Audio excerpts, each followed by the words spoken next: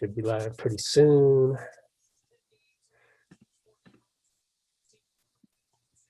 Hope I don't got gunk in my eye so well.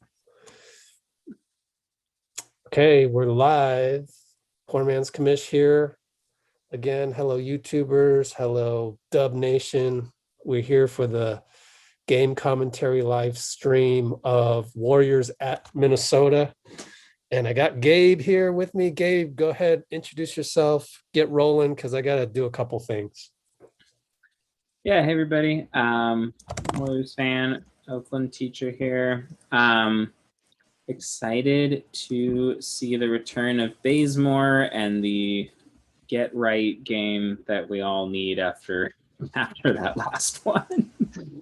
Yeah, Steve said basically yesterday they had practice. Draymond stepped up. He said, like, how Draymond goes is how we go, which I kind of found like left him to vulnerability, left them both to vulnerability because, you know, I don't know if you've sensed it, Gabe, but sometimes it doesn't seem like Draymond is engaged in a game, let alone practice. So, yeah, okay, so fine. As Draymond goes, so do we. In any case, Draymond was locked in at practice yesterday, just instructing guys. I got a chance to ask Wiggins this morning at morning shoot around what that was like. And he said, well, you know, sometimes he'll pull me aside and show me how to make a read on defense particularly. So that was kind of cool. And then turns out that our good buddy Lori on our Discord, she watches all the interviews and probably has more knowledge than all of you guys. But as far as the Warriors, yeah, she watches every single interview. She loves hearing what Steve Kerr has to say. And he had a 40-minute interview with Fitz a while back, talking to season ticket holders. And one of the cool things that he mentioned was that him and Draymond, the collaboration that they have on the court while things are happening, it's very much, it reminds him of Michael Jordan and Phil Jackson, which is like an amazing comp. Like, I love Jordan references because he was like a god to me. And so I got to ask her in the pregame like an hour ago what that was like. And he just says, you know, I trust Draymond, like we'll have a defensive scheme in a game. And then he'll say, no, I'm noticing something different. Let's do this. And Steve will literally hand the reins over to Draymond in a game, just like that, just like Phil Jackson did with Jordan. So pretty cool right there. Sorry to kind of go on that tangent, but anytime we get to talk about Jordan, man, I feel like it's worth it. Yeah, always fun to hear just like the behind the scenes of Draymond's intelligence. You know, it's like a thing, or just like how much Kerr trusts his intelligence. The thing that we all know very well by now, that he's got this crazy basketball IQ and all that kind of stuff. But you know, we don't see the behind the scenes way that happens. We just kind of have to read it from what we see. Just assume like anything Kerr barks out, that's what they do. You know, just because that's. I mean, the guys also trust Steve, but now to hear this kind of little nuance, that's really cool. That's really fun. We got to think at this point, I mean, the amount of games those guys have played together, that they just have to intuitively try. I mean, at this point, Kerr's, you know, Kerr knows that Draymond understands the game at such a level that he's smart to listen to him. And they have that trust from the results. Right. And that's when, man, it just irks me. I guess we always got to talk about 2021 social media, AKA Warriors Twitter, all the fire Kerr. I mean, we get it on our YouTube channel as well in the comments. I had to put all of the 2 or 3 Kerr videos from the last couple of days because I knew after a loss, people would go crazy with the fire Kerr, venom, and, you know, stuff said worse than that. So I put all comments on Kerr videos, hold for review. So I had a little fun with that. But all of that fire Kerr type stuff, like, you know, people don't realize, like, higher IQ fans know this. The fans that go to the arena to watch the game at Chase and Oracle, let's say, those people with that experience, they know, like, they're there to root for the team, to root for Steve. So I would say like 99% of those people, they trust Steve and they know. But there's this other, niche faction out there that just is so demanding, and I think it's just a reflection of the outrage on social media these days, where it's like, yeah, fire Kerr, oh, he's doing this, doing that wrong. But what they don't realize is the whole infrastructure of the Warriors, the whole culture is, and also the trade Draymond things, and oh, he's got to score more points, otherwise we should trade him. Those types of things, like, you don't realize behind the scenes that it's like Steve and Draymond are the fabric of the Warriors, so they're not going anywhere. It's also just, yeah, I just get so frustrated how quick we're like, as a fan base, just turning on people from the very slightest of adversity here. Like the assumption that we were just going to always be good or something, which is like, come on. I mean, I get that people get frustrated at Kerr's, like the way he was talking about how this is the real NBA when we started to lose games. And I get why that rubbed some people a little wrong, but like the point he was trying to make and what's become quite clear is that like just having KD on this team for the last 3 years previously, like the margin of error was so big, like the level of talent and veteran leadership and just like knowing how to play basketball on that team. They could come out badly and still win, and they could make some dumb decisions and still win, and they could make some bad coaching decisions and still win. And like, you just never had to really think about it. And they obviously maximized those guys in a lot of ways, and blah, blah, blah, blah, blah. We won a bunch of games. But the idea that like suddenly when we have a lot less talent on the team and a lot less veteran leadership and all that kind of stuff, like, and we struggle, that somehow now it's like, we'll just throw those guys all out, like just everything that happened before was a sham. And like, it's just silly. People were asking about injury report stuff. So Bazemore's back, which is awesome. We get that starting lineup group that we were finding a groove with until it wasn't available anymore.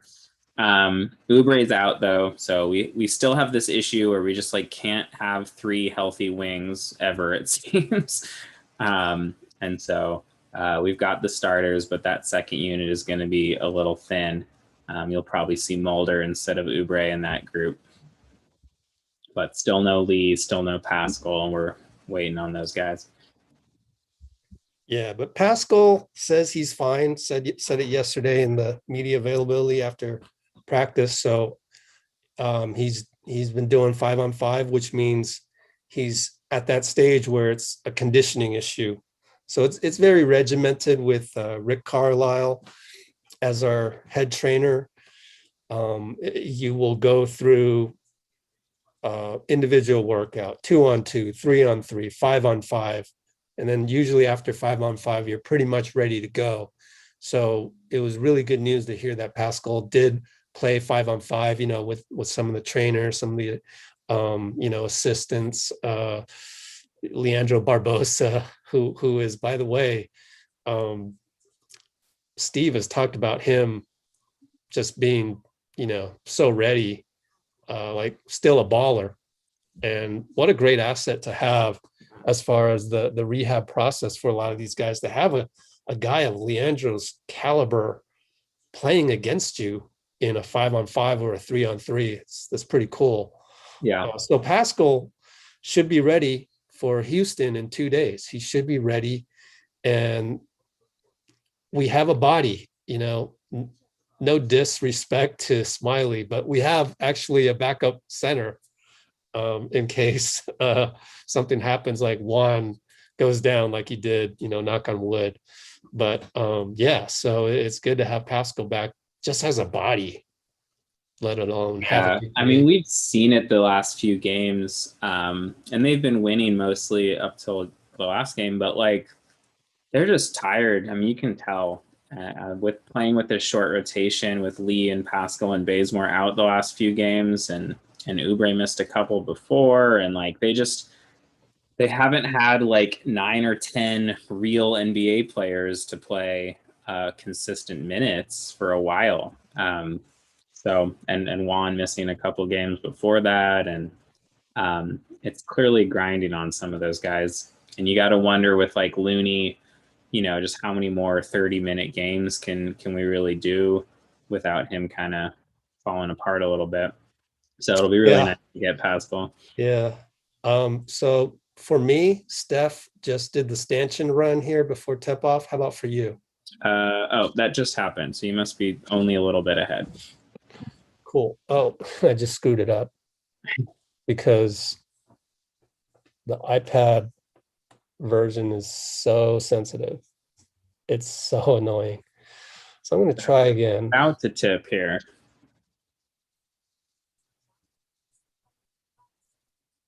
Yeah, we didn't really talk about the Wolves, who have been playing well.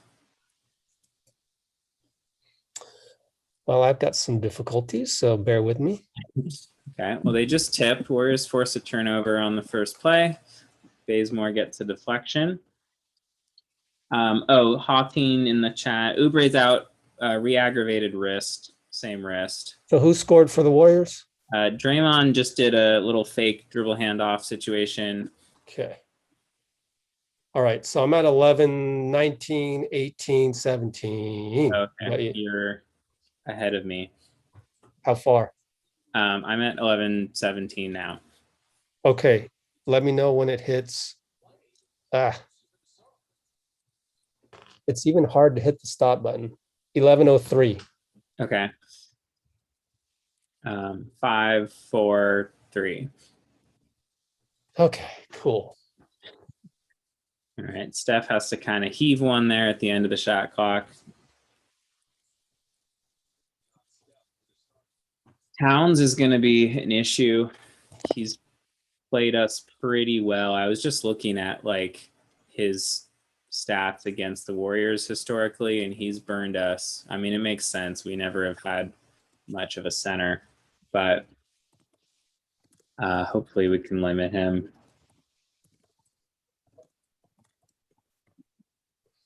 Steph gets it to Looney with the dunk. Go. Nice to see Looney just dunk that in, not do like 7 pump fakes. I was looking at the replay on that. We're doing the highlights for TikTok because I ran out of time doing that. Okay. I think Bazemore stole Curry's pass to Wiggins. It worked out. He got fouled. So I was doing the highlights. Speaking of Looney, so I was doing the highlights of Sacramento because I was too busy at Chase after, and one day just crams into the next, and you get behind, which turned out lucky for me because then we had the horrible game. Nobody wants to see any highlights of that, so we can just skip that one. But anyways, getting to the point is the Looney one where he got the 5 rebounds in one trip. A lot of that was because Rashawn Holmes got poked in the eye and he was kind of like fidgeting with his eye while Looney was going, 2-on-2, 1-on-2.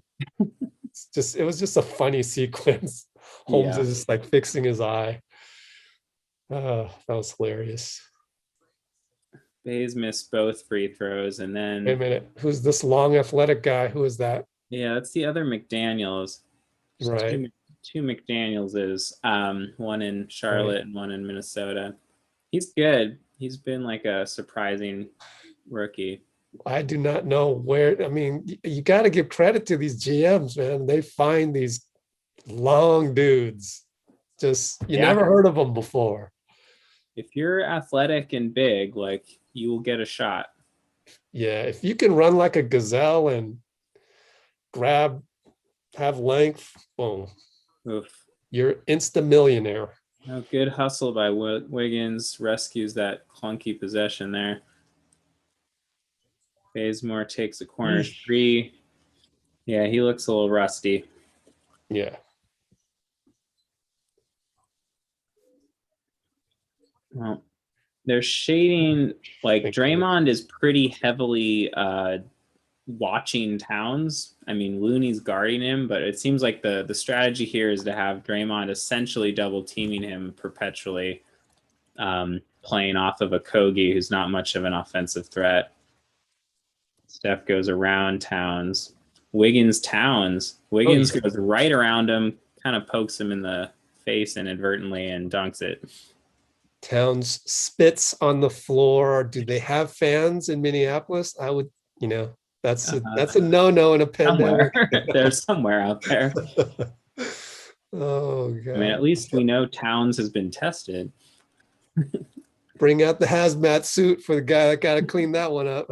It's the fans that I'm more concerned about. Rubio hits a long three. That's surprising.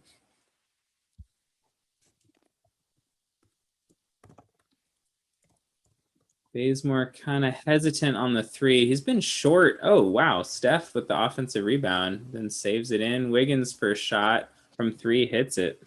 Get the three on the O-Reb.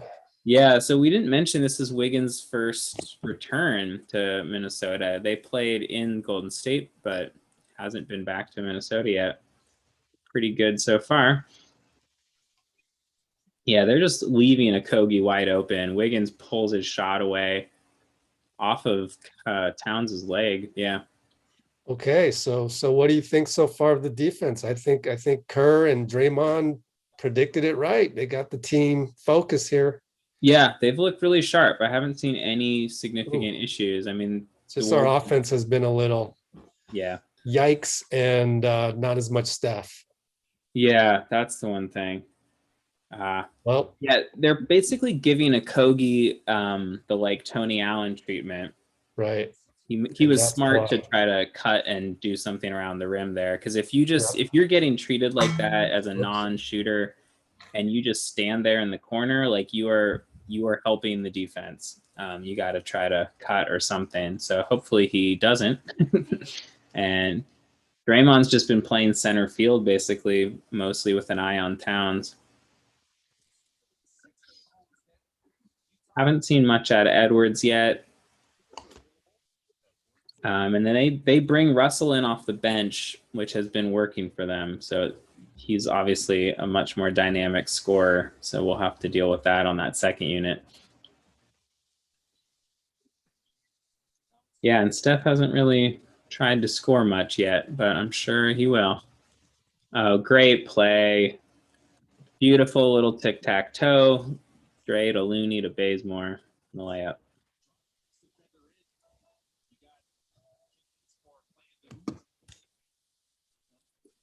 Edwards takes the mid-range long. Yeah, they've been closing off any sort of really good looks for the Wolves so far. Look at Steph. Yeah, Steph putting on a dribbling clinic. Can't hit, but Draymond saves it. Wiggs should have just launched, because usually those go in. Yeah, he's been good on those. But it's good that he didn't, because beautiful. We got it to Steph. Oh, if they call timeout. All right, let's do a photo. Ready, Gabe? Let's wait for the close-up on Steph. In here. Here we go. Ready? Here we go. All right. All right, you're on TV, Cat. Cool. All right. Oh, I missed the cat. Oh well. It's okay. I was gonna say, one of the things I loved about that last play, other than obviously Steph making a three and all that, but I don't know if you saw it, Draymond passed to like where Steph was going to sprint to. Like he was throwing that pass. I mean, that's one of those plays that like could have looked like a terrible turnover. But that's one of those reads where like Steph was in the middle of his off-ball motion and Draymond just threw it at an open space at the three-point line, and Steph was like there by the time the pass got there. And it was pretty amazing of just a two-man game read. But that's what happens when you play together that much as those two guys have.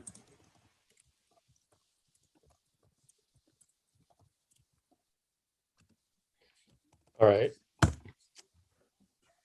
Earlier, someone mentioned wanted to see a lot of Juan Toscano-Anderson. We could talk about him a little bit. Sure. It was weird. I guess it was GSW Reddit on Twitter. Man, that guy is minutia, man. He talked about Juan Toscano just passed the 50 game threshold, this, that, and the other thing.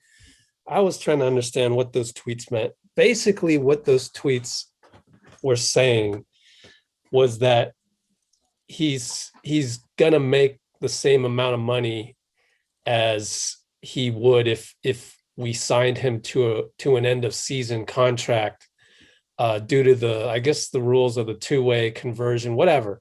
So Juan is not getting shafted of any money, it looks like, which is actually pretty good news, from the management standpoint, because why would you sign him to an end of season contract now when you're going to pay tax on it? So like it's almost triple. So even if it was like $100,000 left to go in the season on a regular end of season contract, that turns out into a $300,000 tax bill. Like you literally have to pay the NBA $300,000 on that little bit. So why do that? Just wait until the end of the last day of the season. So I asked around. I got one NBA insider who's, used to this stuff. He said he thinks they'll wait until the last day of the season, basically because of that. So I guess, again, my main thing is you see the outrage on social media, on our comments. Sign Juan, damn it. What's wrong with you, Bob Myers? So they'll get there. Good Lord. Yeah. And Juan loves this organization. So as long as we don't shaft him, he's probably staying. But you want to just formalize everything and acknowledge you don't want him to leave as a free agent after the two-way expires. Yeah. Yeah, they will have to be thoughtful about locking him up as we're back. Because I'm sure somebody will make an offer if they're not careful. And he's never had a contract, so he'd be stupid to not take a serious one, even if he wants to stay with the Warriors. And I'm sure his agent is like, that was the inverse. I zagged. That was the inverse of the previous thing. I'm sure if his agent is doing his job, then his agent is like, let's at least field another offer to see where we stand, see what your market value is, no matter how badly you want to stay with Golden State. And let's ask for something fair from Bob, which you'll probably get. Yeah. Cat with the three. So Looney's got to play Cat as a shooter. Like he just played drop the whole way. Oh my gosh. And Wiggs. Looney. Oh, we got it back. Okay. Oh, beautiful. Never doubt Looney. What happened right there? You mean on the Looney recovering that? Yeah, or Looney recovered it. Yeah, he just got his hands in there and ripped it out on the rebound. We forgive you, Looney, for not closing out on Cat. I mean, Cat is like obviously a very tough cover for all the reasons, because he can do it. He can score everywhere. There it is. That's why if you have a 7-foot wingspan, you will make millions. Yep. Man. Yeah, and I mean, Cat shoots the ball like Steph percentage-wise from three, so you can't ignore him out there. Okay, Wiggins. And that was off of the gravity. They're selling out. Yep. Oh man. Okay, we did not account for this guy. Wait, no, that's Russell. Yeah. Yeah, that's Russell. My bad. That was a miscommunication on that switch. They got a slow switch. Kerr's gonna talk about a couple of defensive miscues down there. But nice to see Wiggins looking aggressive and looking good. As usual, they do well in games where he's effective. 10 points on 4 for 5 shooting already. Steph's been happy to distribute, has 4 assists already, only taken a few shots.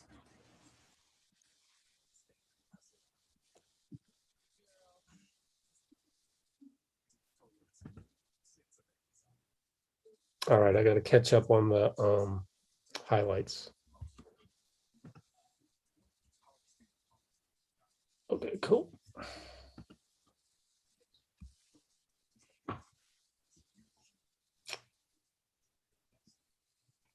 All right.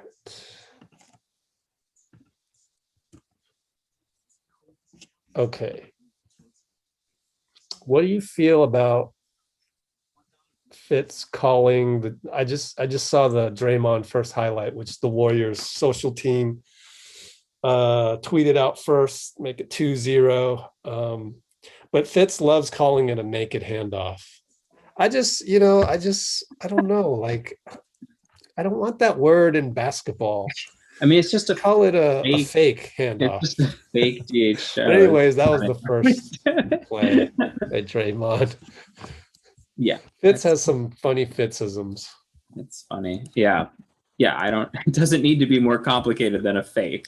Like, Oh, sorry if I actually had you on mute by accident. I don't even know if I talked over you or whatever.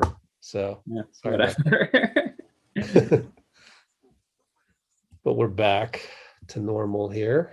Good. This will be our highlights thread. So if you want to see highlights, just go to our Twitter. That's the easiest.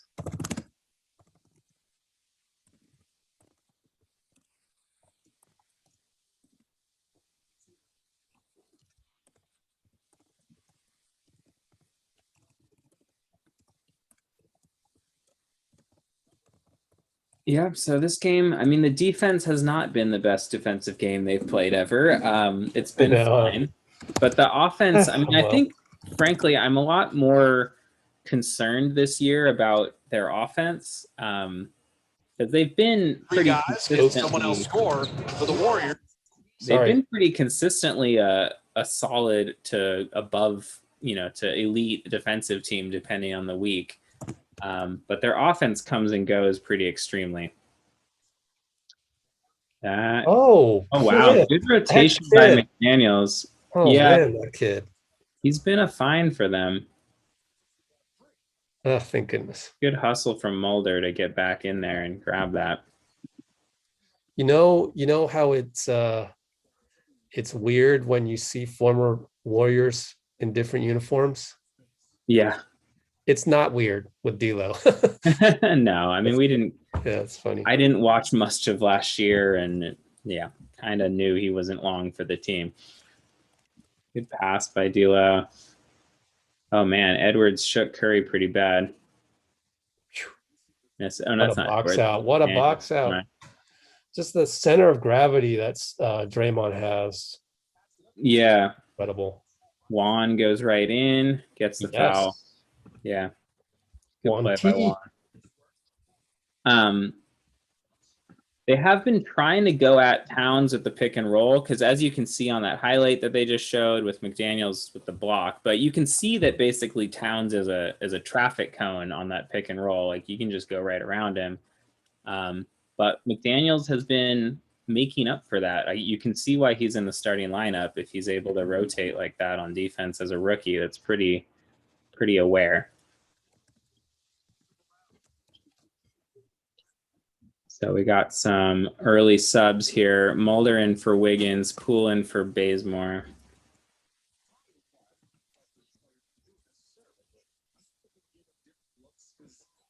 Juan gets 1 of 2. Oh, they pulled D'Lo pretty. Oh no, he's out there. He's just number 0. I keep forgetting that he's 0. Yeah. So Juan's chasing him around. Good defense by Juan. They'll send help on Cat. Good rotation though. That's a tough shot. Who hit that? Jordan McLaughlin. He's like their third string point guard, but they play sort of these 2 or 3 guard lineups.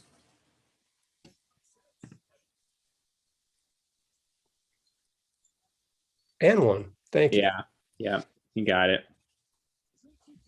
Yeah, they've been guarding Steph pretty decently for a team that has not been much of a defensive group. But McLaughlin is a tough defender. That's kind of his rep.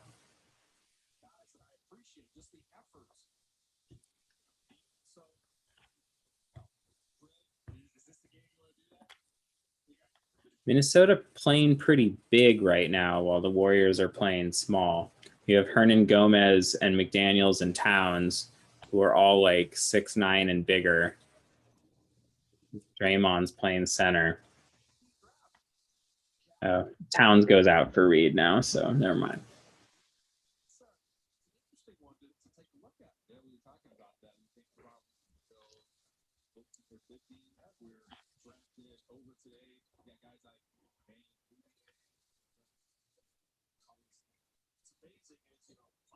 So, 22-20. D'Lo hits another three. Wolves are getting into a bit of a rhythm here and take the lead for the first time. Juan pulls an open three, hits it. Nice. Warriors go back up too. Me too. Yeah, I think Juan could take a lot more from three. He's pretty hesitant with it. It looks so good. Yeah. Of late, you know. His percentage is really high. Oh, man, he got muscled out of the way there. Good move by whoever that was. Yeah, Naz Reid. Yeah. They just, this isn't like, I mean, Naz Reid is fine. He's not like an elite player or anything, but they just are so small. If it's not Draymond in the post, like everyone else is a victim. Yeah, Steph's looking a little sloppy. Kind of mad at himself there. Yeah. See? Yeah, well, he kind of pushed it. I mean, he can do that, obviously, but the sort of like dribbling between five people is not ideal. Good help from Juan. Mulder gets the rebound.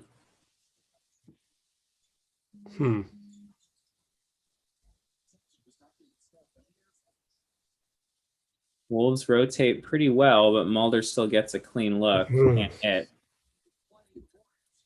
That was ugly, but that's the 2021 NBA for you. You pass, normally you screen away. Mulder, you know, it's interesting. Wow, that was a shot I did not expect to go in. Hernan Gomez just came off that screen firing. Oh okay. My God.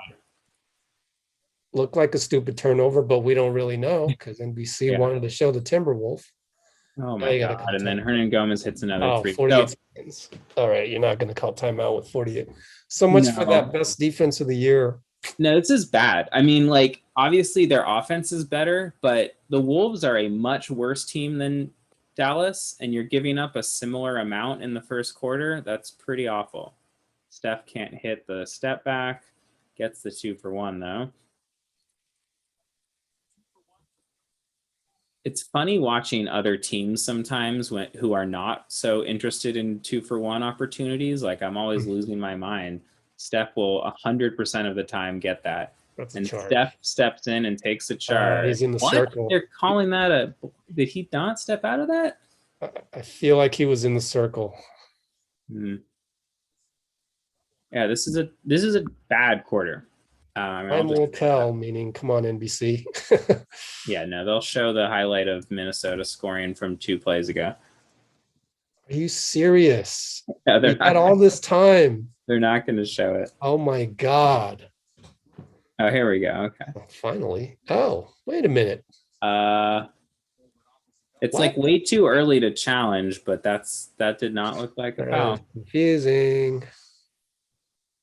Jesus. Rebound. Oh my God.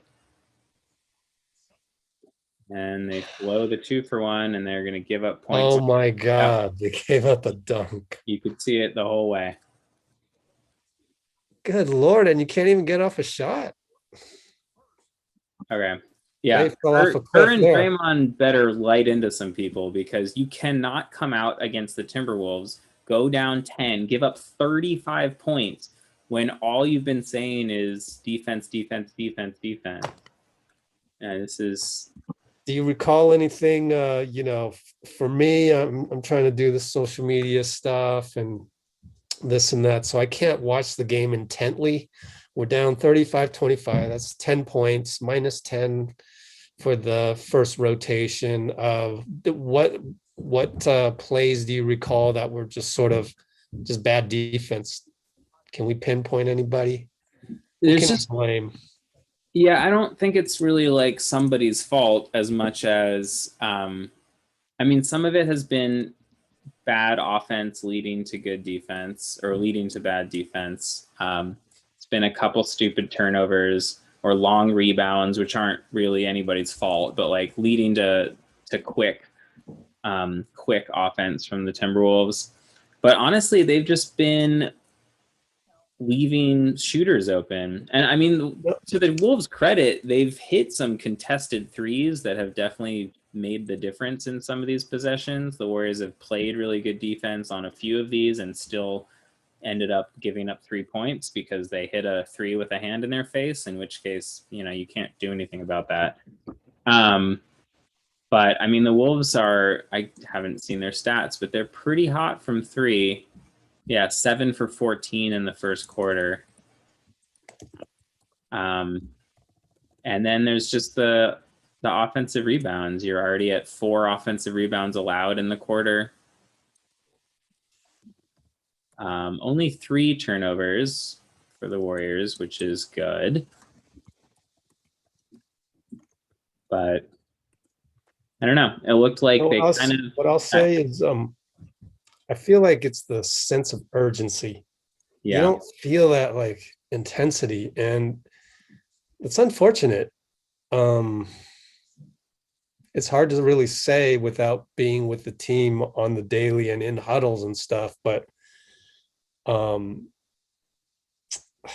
yeah, it's almost like somebody needs a tongue lashing to say, hey, wake the hell up. It's basically the playoffs for us. Yep. Steve Kerr said that. He told the team, you're in the playoffs now, basically. 10 games to go, but the playoffs have started. What about Steph? You think Steph maybe can be a little bit more, I don't know, ball hoggish, let's say? It's just more assertive. I mean, I think, like, again, he doesn't need to shoot every time, but a little more decisive with the ball in his hands in general. We get another bad offensive possession here where Poole has to take a bailout three. Man. And then Wolves transition. Warriors recover there. Oh my God. Good Lord. Yeah, it's the effort thing. Like, you can. Oh my God. We can't get the 50-50s. You can get beat if a team is going to make threes and stuff. Like, that happens. But you can control effort and you can control hustle. And they're just getting beat to the ball. Yeah. It's like, get in there and fight. You can't give up this many offensive rebounds. I mean, I know you're undersized. Like, that's the team. But a lot of it is just hustle.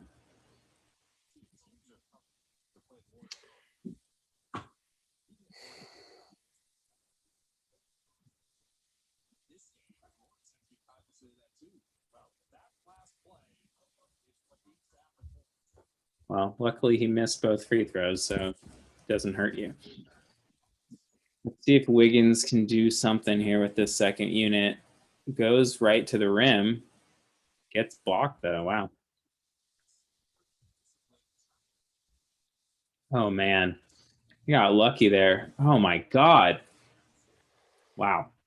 Two completely blown mistakes there, but they don't get punished for it. Poole goes right to the rim. Got to finish that. Good Lord. If you have a step on a guy in the NBA, you got to finish. Yep. Okay, there we go. Yeah. Gets fouled on the rebound. But, yeah, it's not encouraging. I mean, Naz Reid isn't like Hakeem Olajuwon here. You got to be able to get that on the rim or get that on the backboard.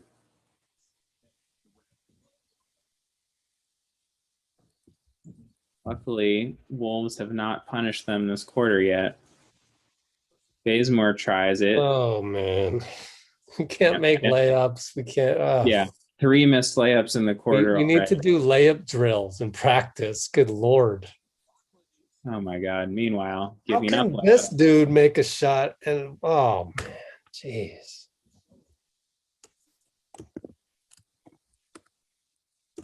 Yeah, Wolves bench is really the story. They just put that score up there.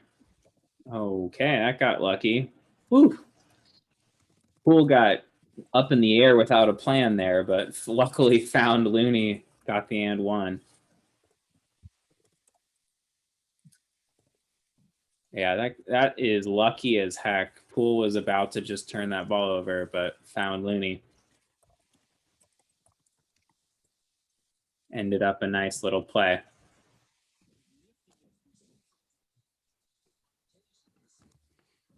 That's funny. Bro, I asked you a question. You're Yeah, gonna come on my channel and talk to me that way? You asked a dumb question. Exactly. Kawadwa Wosubohani. I got your name, bro. You can't be mad about asking a dumb question and no one responding. And then again, they give up an inside shot. Wolves are clearly, you can see the scouting report from Chris Finch, the Wolves coach, was clearly go inside and beat them up. Because the Wolves are throwing multiple guys at the offensive boards every time. Oh my God, Bazemore just throws it right out of bounds. That's Bazemore, they have really missed him, but he is looking pretty rusty.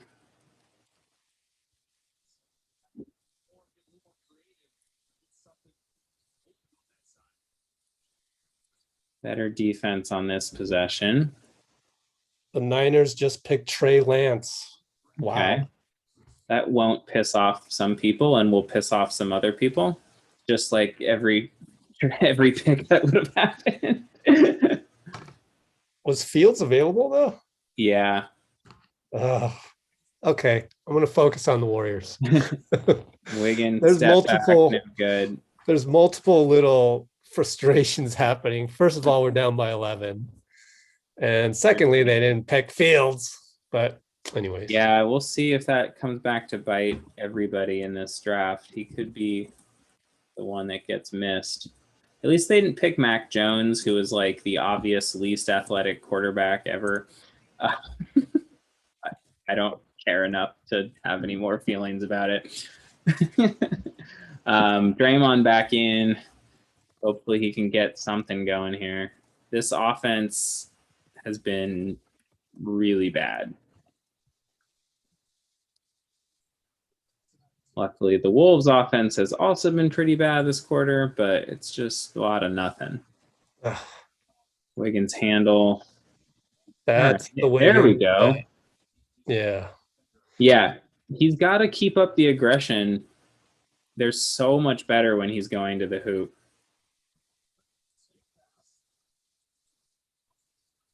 And then Gomez with a little show and go gets McLaughlin an open three. They miss it. I didn't know Hernan Gomez was this good, or is our defense that bad? A little of both. Oh my gosh. A little of both. Why are you taking that? All right. Please finish. My prayers are not answered tonight. Bazemore has looked horrible. Like horrendous. Trade him. But he just came out of protocol. Yeah. Way to finish, Juan. There we go, Juan. PSA for the people. Bays didn't even practice. He wasn't allowed to practice yesterday because of protocol. So everyone knew he was going to be rusty, but this rusty, sheesh. Yeah. I mean, just like make layups. I'm not expecting world-beating stuff, but you can make a layup. Well, they cut it to 7. Very sloppy second quarter. But the Warriors at least have put the lid on the Wolves offense a little bit here. Okay, I can't help it. What do you know about Trey Lance? Because I don't know anything about this guy. I don't really pay attention to college football, so I don't know. Yeah. I know he's been discussed. How about James Osorio? I know he's James from the Bay. I know he's been discussed as like somebody, one of those quarterbacks who are in the top like 5 or whatever. So I don't know. Sure. I think Mac Jones was the one that everyone was dreading. Right. And then escape that one. Fields is the guy who's been slipping in ways that nobody quite knows why. There was no, I don't know. I don't even know what I did see a tweet somewhere, which is terrible reference, but something about his health, but I don't know. ESPN had Lance ranked as the third best quarterback in the draft. So if they are right, then the 49ers were smart. So I don't know. Yeah. The only thing I know is he's from North Dakota State, right? Yeah, North Dakota State. Which, like, I don't know. I don't know what any of it means. I mean, he's certainly supposed to be good. Is he the best at that spot? I don't know.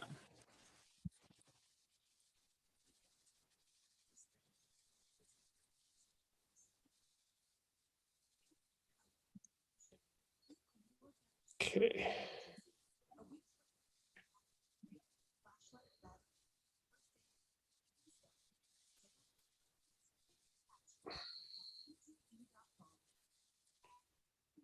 Just tweeting the link here. Oops, I forgot to tag you. Let me go back.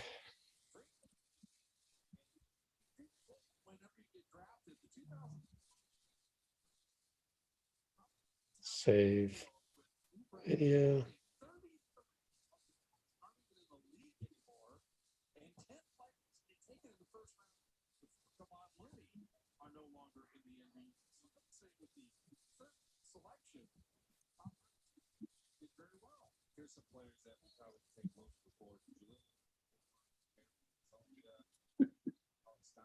All right. Well, we're back. Yeah, looks like nobody in our chat knows anything about football either. Right. Cat's back in. Rubio's back in. Edwards is in. McDaniels. So they're basically playing their starting lineup.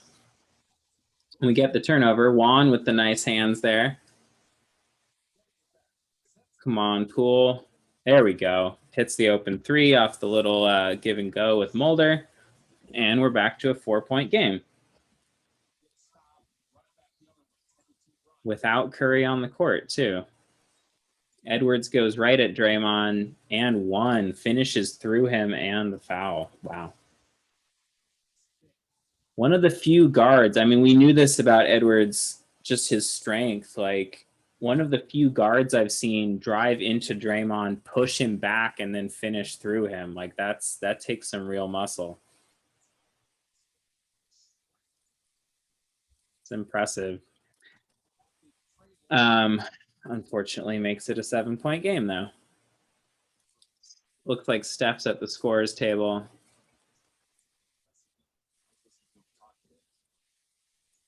Mulder gets the little catch and shoot, drains the three. There we go, Mulder. 4-point game again. Would be really nice to have it be 4 or less when Steph comes back in and then go on a little run to close the half. Dre lets Rubio shoot a 2 and he makes it 6-point game. I don't know why, but I hate Rubio. I don't know why. I shouldn't, because like his career has been so much worse than Steph's, and he got picked by the Wolves way back when, right? But he's one of those guys that just irks me, right? It's funny. Yeah, that was a turnover. I couldn't quite see what happened. But anyways, bad that it was a turnover. Good that the stoppage allows Steph to check back in. Oh, Cat with a really beautiful pass, but doesn't really go anywhere. Rubio takes the jumper and misses. Yeah, you got to let Rubio shoot jump shots all he wants to do that. Steph goes right around Towns. Man, that was good defense from Edwards. He got right in the way, and Steph tried to throw some loopy crap around him. Edwards tries to kill Draymond, but gets the charge.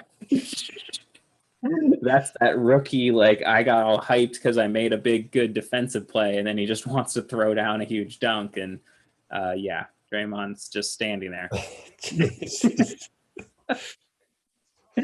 Oh Yeah, my God. you could kind of see that coming, and Draymond could definitely see that coming. He is a beast, though. Yeah, I mean, I love it. I would love rooting for a guy like that who just wants to throw it down on Yeah. everyone. I mean, remember back when the draft happened, we said we wouldn't be that mad if we got Anthony Edwards, right? No, yeah, he was actually kind of my desired player. I think LaMelo seems like that should have been what I was hoping for, but whatever. Wiggins misses a step back. Come on, Wiggins, go to the rim. Nifty little pass from Cat, but man, Rubio has become an actual shooter, which is bumming me out. Yeah.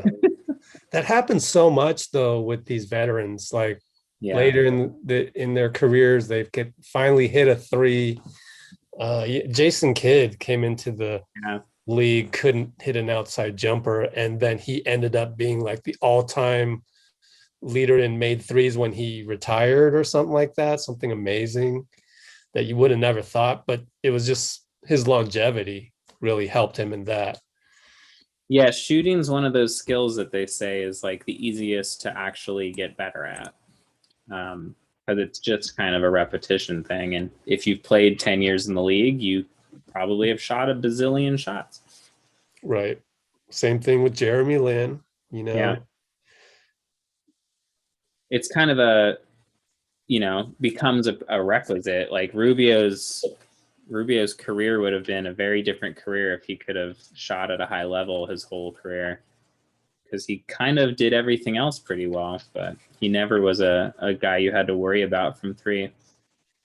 Also, let's go back to the whole draft pick thing, because I think now is a vulnerable time to kind of go 2020 hindsight on we should have picked LaMelo. Oh, we should have picked Anthony Edwards. You got to, be careful of being a prisoner of the moment, so to speak. Look, the Warriors right now, how they're going to go into the playoffs, the identity they formed, this identity is formed with Wiseman injured as well. It would have been a different identity if Wiseman had not been injured.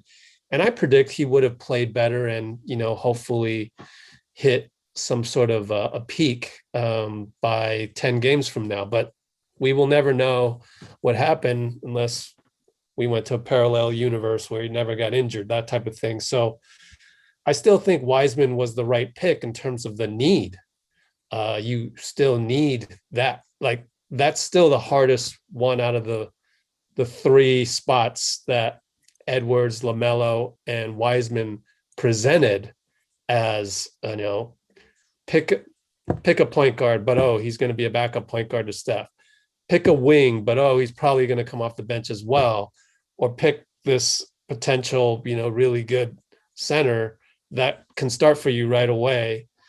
They had to pick the center guy at the time. And even now, I feel like that was the right decision. But yeah, if we knew Armageddon was going to happen after these playoffs, this is it. This is the last playoffs you'll ever play. Then yeah, I'd want LaMelo on the team right now, that kind of thing. So I just, just try not to be outraged. Yeah, the jury is pretty clearly out on like who would have been the best player this year.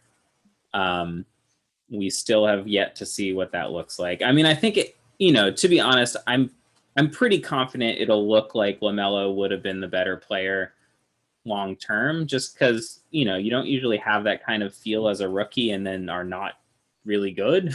Right. But I mean, Wiseman is still likely going to be a very valuable player, so that's fine. If we didn't get the absolute best player at 2, but we got a really good player, that's okay. I mean, the draft is such a crapshoot that you don't know. As long as he has time to develop, I'm still fine with him. And like you said, with him not playing, it's hard to not start getting like just watching all these other rookies that are going well and getting sort of jealous. All right, so Mulder made a layup, and now we're downhill. Steph looking to attack. Careful. Finds Mulder. Clank. Oof, he had Curry on the relocation too if he had waited a sec. Yep. but he'd hit a couple shots. I get it. He's open. Defense has been improved the last couple trips. Solid He's got defense. Cat. Good defense. Oh, no. Ball bounced the wrong way. That's the other problem of Cat being so much bigger than Looney is that, like, obviously it makes it hard for Looney to just guard him straight up, though he did a really good job there of just being in the way and making Cat take a difficult shot. But also, like, even if Looney has inside position, like you saw there, Cat can get his hand in there. But we get an offensive foul on it. I think that's a moving screen from Cat. 47-40, by the way, Brian Martinez. I did not advocate for LaMelo from the start. I was kind of hoping for Edwards. I was one of those who got suckered into feeling like LaMelo had some attitude issues or something, but I was clearly wrong about that. That hasn't seemed to be true at all. Wiggins hits a big 3, 4-point game. Cat open. Got lucky there.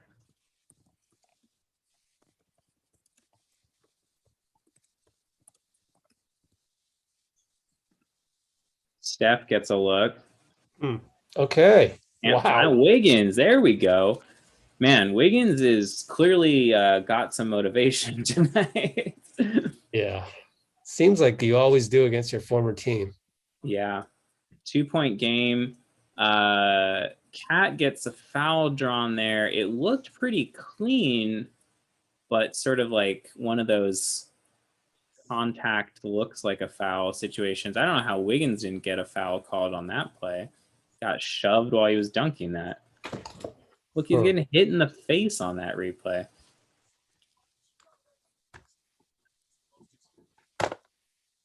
Kerr can't believe it. Yeah, we're not going to get a replay of the play, of course, but it looked like a thing where it looks like a foul, but isn't, like contact, but not really a foul. Did they call that on Draymond, or are they just showing Draymond because he's talking about it? You never know with NBC. No, they called it on Looney. That's good. That would have been 3 on Dre.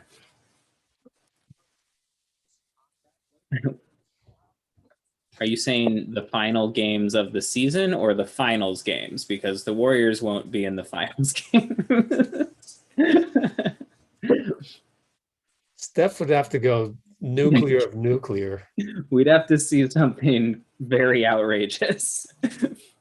Oh, good pass from Wiggins. Whoa, I just had my feed just jumped. Okay, it's back. Looney drew the foul there. Looks more like Looney kind of just slipped, but got called foul.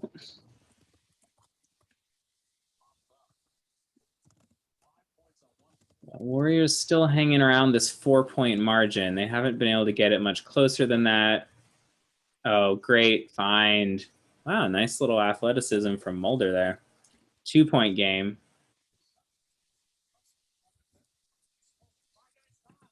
Yeah, they've been much more under control on both ends this second quarter. Man, Cat is such a ridiculous shooter at that size. Like, he shoots like a guard.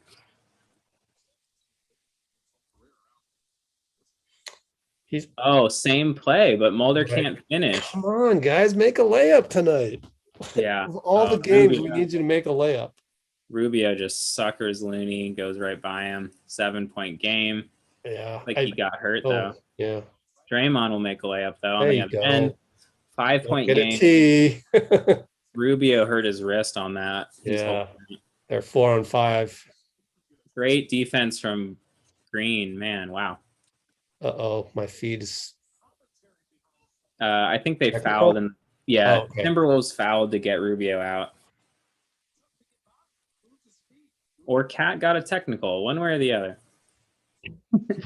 Timberwolves did something, for sure. I think Cat might have gotten a T. Yeah, he did. He thought Draymond fouled him on that drive. But we'll take the point. Steph sinks the free throw, 4-point game.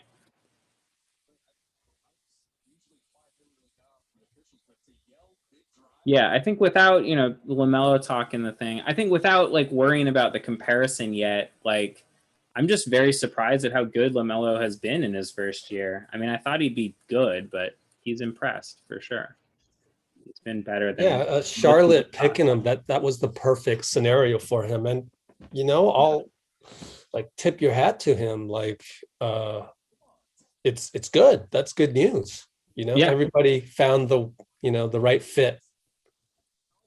All right. Wiggins draws another foul, gets pushed on the drive. Certainly makes the Hornets way, way, way, way, way more watchable, right? Yeah. Not even Him and close. Bridges are quite a highlight reel. Yeah, hard to see. Looks like Rubio fell on his own wrist. That sucks. Yeah. So Wiggins, we're in a bonus. Wiggins got to the line, makes the first 3-point game.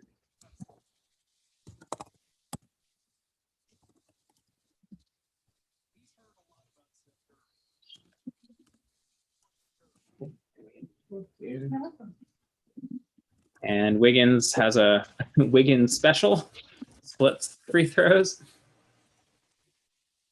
He was 9 of 10 last game, 2 games ago against Sac, I think it was. Yeah, he's just kind of a 70% shooter. And Cat is tough. I think that's 3 on Looney now. This is where having a no backup center is going to be really hard in this matchup. Yeah, against a guy as talented as Cat. He just presents so many different ways to hurt you.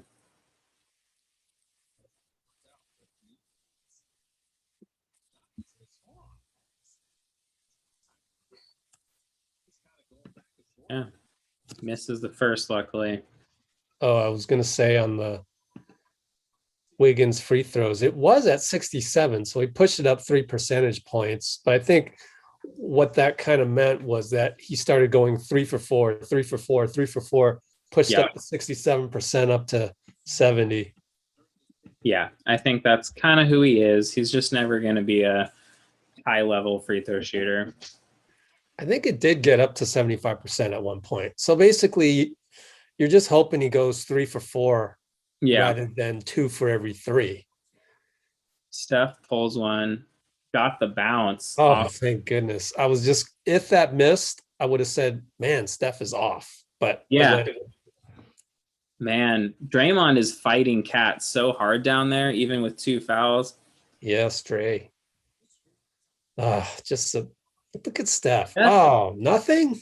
Steph has to learn how to, I mean, it's sort of pointless to say at this point in his career, but he has to be better about being able to draw that foul.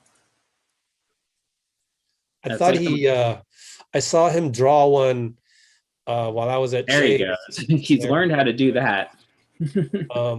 But he did shove off a little bit with the off arm, and I was sitting there going, man, that's like the first time I've seen him do that ever, possibly. So I thought, maybe. Yeah, part of it is just he's small, and so it's hard. He doesn't have the strength to like do that sort of use your body to bounce the guy off of you and that kind of thing. When he's, I mean, he can use his strength against some guys, but not against centers. And he's just never really figured that part out, and a lot of it is just his physical profile makes that really tough. But he has gotten a lot better at drawing fouls when they're in the bonus, the way he just did, doing that sort of like swipe through thing, which I don't love as a strategy in the long term of the game. But if you're already in the bonus and you're Steph's level of free throw shooter, like, heck yeah, get yourself to the line. Also preserved a 2-for-1 opportunity, which you always know he's thinking about. And then he gets the turnover. There we go. Steph eyes it up. There we go. Let's turn the corner here. Yeah, much better second quarter, no matter what the score ends up. Too. Yeah, Juan has done a good job on Russell. He's big and like his arms just bother him. Ooh, boy, Cat. Oh my goodness. Wow. That's one of those that I don't know why you reach on that. Like, if he dunks, he dunks, but like, what are you doing? I need to see the replay. What is we're gonna see the Steph steal and go. At least it wasn't a Wolves highlight from 3 plays ago. Here we go. Yeah, that's like where Wiggins. What do you think is gonna happen? Like, are you really gonna stop that? He just slaps him as he dunks it. The Warriors will have 2 seconds. Are you? Oh, wow, Draymond. Draymond blocks him at the rim. Good Lord. Where's the guy who's on the, there's the guy that's supposed to box out the shooter. I mean, the problem is the shooter's 7'2" and athletic. Yeah. Just get a body there. And I think Towns realized he missed that the second he let it go. So he jumped like instantly. But Draymond with a heck of a play at the end there. Man. So 2-point game, kind of opposite quarters, really kind of sloppy first, and then they played a much tighter second quarter.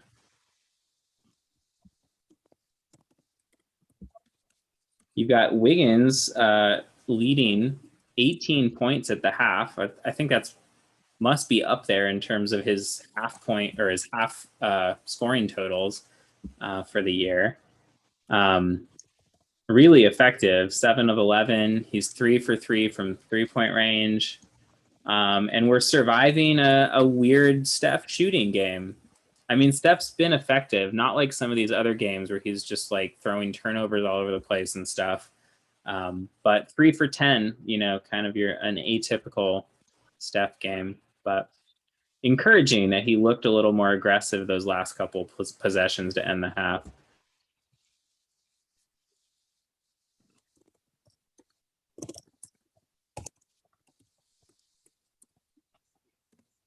Got a little dinner here. People have questions here.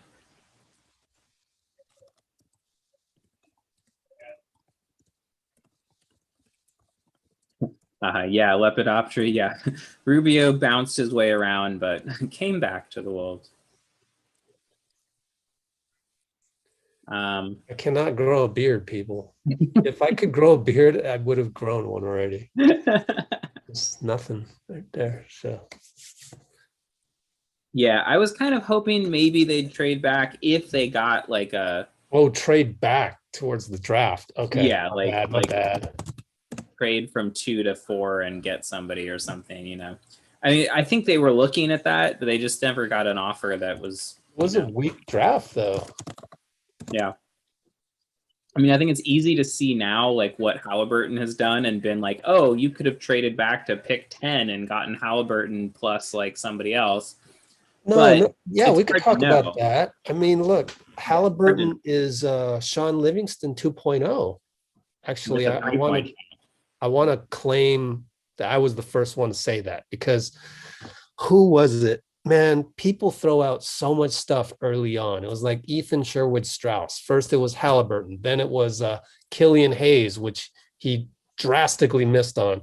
But the whole thing with Halliburton to me was like, wow, I can see why either the Warriors leaked that they were looking at Halliburton, or somebody found out they were looking at Halliburton or whatever, because this guy is Sean Livingston 2.0. But we don't spend the 3rd pick on Sean Livingston 2.0. And also at the time trading back, we just, there was kind of that, we had Clay hadn't torn his Achilles. So we were like, man, it'd be kind of cool to get a 5 out of this. And we'll go and get somebody who can play defense, turned out to be Wanamaker, to do that backup thing. And at least we got Oubre to kind of play the Iguodala role, but then Clay got hurt and just, I think the process mostly made sense. We also have no idea what offers were out there. So, I'm assuming they just never got that good of an offer. I'm sure they would have taken something if it was like a no-brainer. If, Chicago had offered like a bunch of assets to go to 2nd or something, right? But okay, let's see what James is saying. Hurts to move a top 3, but if we had gotten more ready big via trade, Yeah. I mean, I don't know. I I think don't know. that makes More ready big. Man, Wiseman was a healthy Wiseman, with experience, with say a year of college. Ooh, I still think that's enticing. I don't know about you. Yeah, I mean, I think it really just depends on like who that is, right? Because I do get it. Like center is a pretty replaceable position. Wiseman, I mean, Kerr had that quote where he was like, "We didn't realize how raw he would be," which that was one. I mean, I'm not much of a Kerr critic, but like that was one where I was just like, how did you not know that? Like he had played 3 games in college. Like the one thing everyone seemed to know about Wiseman was he was going to be pretty raw coming in. Um, so, I mean, again, I get the process. Like I'm not mad about it long term. I think if your thoughts were to win now, though, I think you should have known Wiseman wasn't going to help a lot in year one. In terms of winning. And he's done cool stuff, but like the bottom line is most rookies thrown into starting positions don't do much for you in terms of the win-loss column. Yeah, I keep going back to Clay. Wiseman would have been a nice center in a lineup that had Steph, Clay, Wiggs, and Draymond. So Yeah, I mean, Clay's anyway, absence throws every possible part of what the plan was out of whack. And it it's, throws a lot of takes out of whack too. yeah. Like, man, we've seen some lame ass takes. And I think a lot of, Forgetting, yeah, forgetting that we have Clay. totally. And I think a lot of people are looking at this roster and stuff as if like, I mean, there's some things that didn't pan out. Like they took some risks and they obviously didn't work. Like Wanamaker was a total throwaway signing. But again, like you understood why. And Oubre hasn't been quite as like good of a fit as we hoped he would be. I mean, he's been up and down. Some stretches he's been really good, and some he's been really bad, and mostly he's been okay. But again, like most of the roster construction was with Clay in mind, and there's no way that on this no training camp essentially type of off season that Kerr was supposed to somehow create a whole new world that didn't operate around a third of the offensive centerpieces of the team. Like that was the whole system was a Clay, Steph, Draymond based system, and one of those guys was suddenly not there. Okay. What should we talk about next? We could talk about Tsunami was asking about what we would do in the off season, or like what should they do in the off season. I think my number one priority, absolutely, you have to get another guy who can do stuff with the ball. And like I don't know what that means exactly, and I don't know who that is, but like they cannot roll out lineups where it's only Steph who can reliably create for himself. They need somebody who can dribble and pass. And like Jordan Poole is showing that he can do some of that, but like you don't want to, you're not ready to trust him in a playoff situation yet. And you don't, you just need more of those guys, right? Like remember we've lost, I mean, we'll get Clay back obviously, but losing Iguodala and Livingston and Durant, obviously, that was like 3 dudes who you could trust with the ball to like create offense, whether it was for themselves or for somebody else. And now we don't have that. Wiggins is hit or miss on that front. He's much more reliable as like a catches a pass and makes a quick decision guy, and not like a you just hand it to him and he does stuff with it. He's not going to like run the offense and make great passes. He's just going to kind of fit in the system, which is fine. Oubre has clearly shown that he's not a quick read and react type of guy, and that just doesn't seem to really be his way of playing. And then, you've got guys like Juan who have shown an aptitude for that, but you need somebody who's a higher level offensive player, at least somebody else. And I don't know exactly who that is, but I think that's their big need. So while you were saying that, I was trying to think, okay, so who's out there that has, creative offense, like he can create on his own, and who's not a terrible defender, like what, Austin Rivers? I don't know. Or maybe do we just go get an older Iguodala back? I mean, what is it, right? What do you think? Yeah, I'd have to like scan cap tables to think about who's like available, but I haven't really thought too much about the free agent class and stuff. But yeah, I mean, I think you have two basic ways to get that guy, right? Like you have a sign and trade using Oubre, and you find a team that has a spot, maybe a starting spot for Oubre, a sort of a worse team that can give him that and wants to take a shot on him at like offering him a contract. And you can do a sign and trade for maybe somebody off that team. That can get you a guy with a bigger salary slot than just using free agency.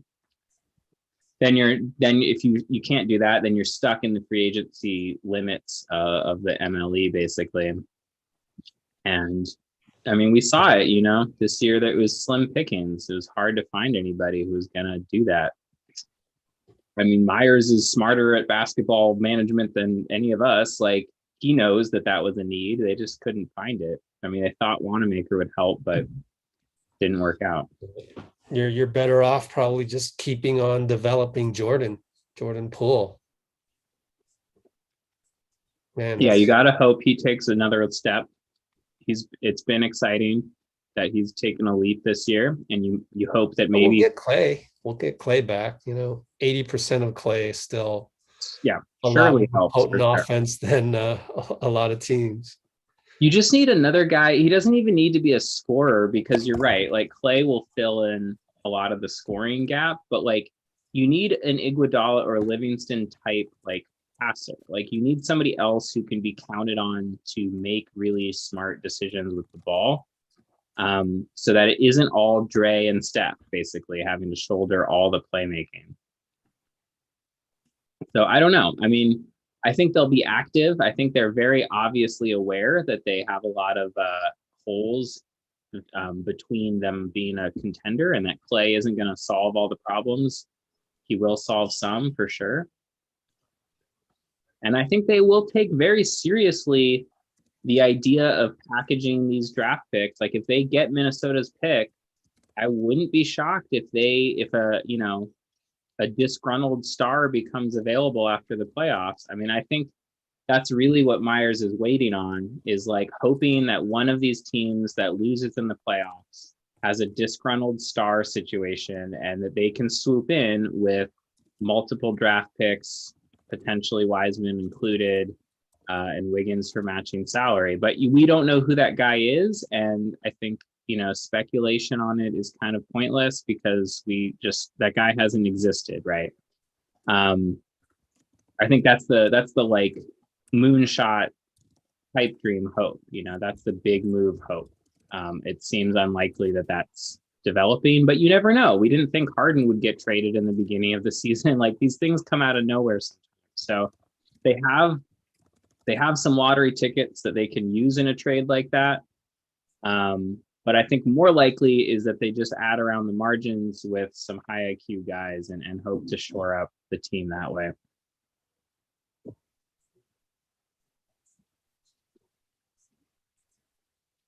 Yep, James. The Warriors were looking at Batum. That's well documented, actually. Well, maybe not well documented, but Steve said so. They were looking at Batum. So it's actually in our channel somewhere. So go search Let's Go Warriors Batum. I think, yeah. Let me go. Yeah, Batum would have been exactly what we're talking about, right? Just another guy. He's not a flashy player, but he's a smart passer and makes good reads. And like that's what they're kind of missing. Yep. In a way. It was we tried hard to acquire Batum. I'll put the link in the comments. I just searched our channel. I think the other thing that has made it tough on this year, another ripple effect from the Clay injury was exactly that. Like we became much less of a destination in free agency, right? Because as soon as Clay went down, guys like Batum, who are at the end of their careers and are chasing rings, they're not going to sign with a team that they knew would be like a bottom half of the playoffs team, right? When they have an option to go to the Clippers, who are going to be a title contender. So that Clay injury, for all the reasons, just really hurt us in a major ripple effect across a series of decisions. Could have sworn we had a highlight after the Wiggins dunk, right? There's been no highlights posted. That Steph steal and score, maybe? I don't know. Man, no highlight. Okay, so now I got to go Google hoops hype. Patty Mills is on Toronto now? Toronto salaries? No, Spurs. He's still on the Spurs. Oh, not bad. Spurs salary. I'm confusing him with Gary Trent Jr. Yeah. They look They exactly. actually do kind of look alike. I do see that. And they're small and they hit threes. Yeah. I don't know. I don't think we're in the mode. I don't think he really fits your need. I think he and Jordan Poole are kind of redundant. We don't get the small guards anymore. The last one was like Tony Douglas. We kind of went away from that. He's too similar to Jordan Poole. I mean, he's better, he's a veteran and stuff, but. Oh, Steph. Oh, wow. Oh, bounce, no good. Now. But yeah, we're all into the big guards now, Yeah, makes sense. I mean, if we're, But Patty's too small. I don't even need to look up the. Yeah, I'd have to look at never mind who's that. up for free agency and stuff and figure it out. All right, we got the rebound. Let's go, guys. Come on, Steph. For me to lock in on this. Oh boy, settling, and he settled. Yeah, I mean, Wiggins is 3 of 3 so far, so I get it, but he always does that though. Let me see if this one, it's like when you play pickup, there's that one guy, or when you have a team in rec league, there's that one guy on your team. Good hands. Just know he's going to shoot. Yeah. Whatever. Sure. And if he misses it, actually, if he makes it, you're like, okay, damn. So I'm not going to see the ball next time. Yeah, the next one's going up. If he misses it, you're mad because he missed it, because he should have swung it around one more time, right? Yeah. And Wiggins is that sort of, C average IQ guy on your team that just is like frustrating. Yeah. You're bottling up Cat pretty well. He's able to swing it around. Man, Cat is such a good player. Rubio hits it. Man. Yeah, Rubio's been killing it. Rubio. Cat's offense is just so incredible. I mean, his passing has been impressive in this game. We know what he can do. I've had in the comments, trade for Cat. Why the hell would Minnesota get rid of Cat? Yeah, are you kidding me? He's the whole franchise. Yeah. So stupid. Hot take. Rubio wide open again, man. Is that 5 threes from Rubio already, or 4? Wild.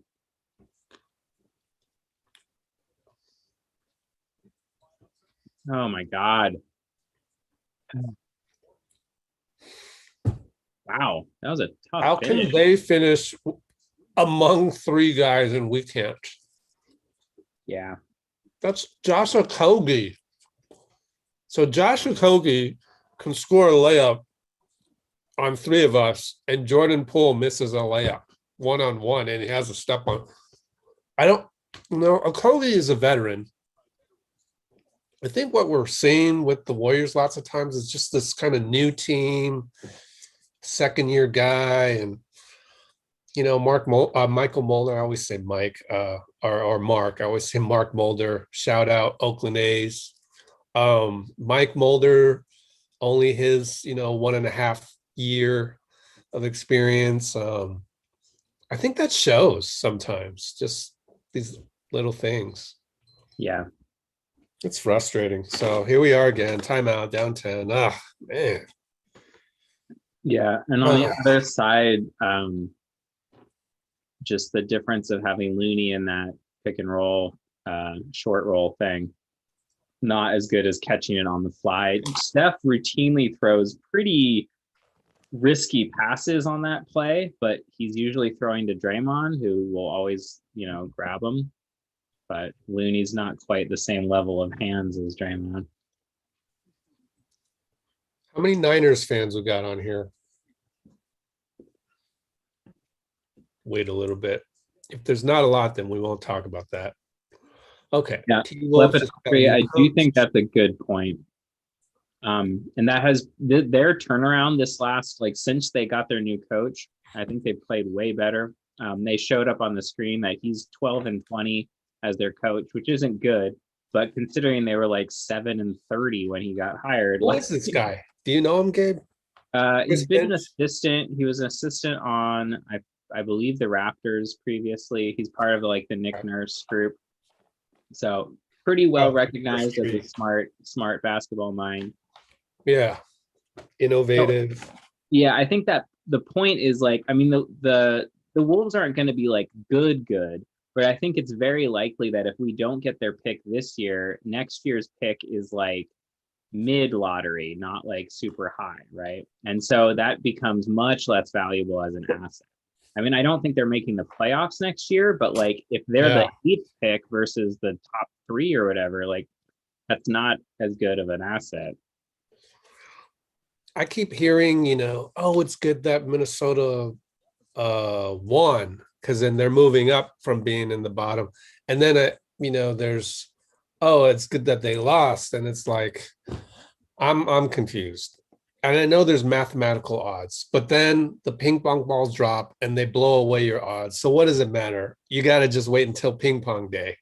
That's how I look at it. The bottom is so close. There's so many teams 1 game or behind. So I just why are we rooting for Minnesota either way? It's up to the ping pong balls. That's my take. Yeah. Well, we're rooting for the Warriors to have the best odds. But at the end of the day, I mean, it's not a whole lot of difference though, right? Or is it? It's differing. Is there a drop off? So the thing that becomes the issue this year. Oh, there we go, baby. Or the thing about the draft this year, and again, it's always a crapshoot. Everyone's saying there's only 5 star level guys in this draft, but there always are going to be a few guys that nobody thought were going to be stars who are turned into stars, right? So the logic currently is that there's really 5, this is a 5-player draft. And so you really want to get one of the top 5 picks, which for us means 4 or 5, because top 3, we can't get it from Minnesota. And so the worse they do, the better chance we have of them ending up 4 or 5, which is the best case scenario. Steph with another tough finish that he can't drop in. Warriors kick the ball on the loose ball and register as a turnover. Steph's getting pretty frustrated about these finishes. We're going to see Cat hit a shot because that's exciting. Oh, no, it's just Draymond's defense. I see. I'm just used to assuming that the highlight is going to be a Minnesota point, even though I just watched that possession and know that it wasn't.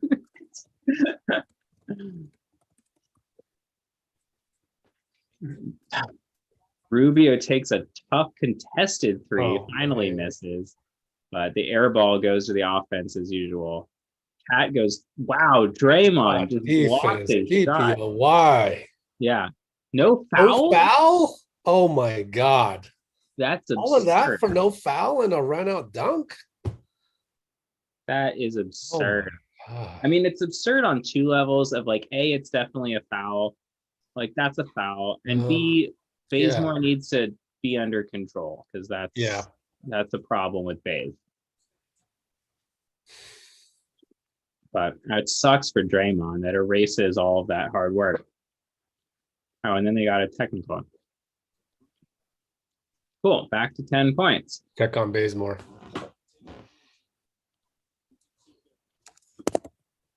Yeah, I mean, I get it. But I get him being frustrated, but doesn't help. Steph has been pretty effectively bothered, which is interesting. That's not a foul again.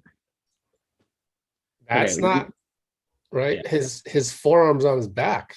Oh, big shot by Draymond. And we needed that one. Yeah, we really did.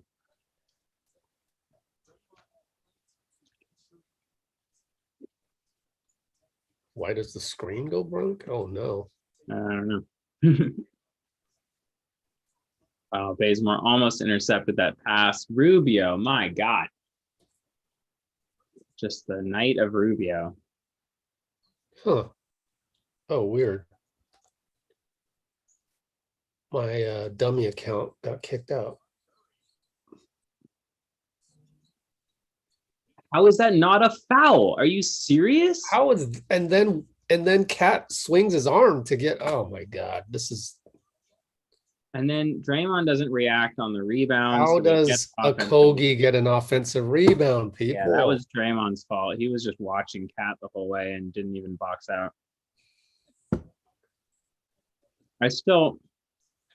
Man, yeah, they're getting hosed on these calls. It's getting really bad.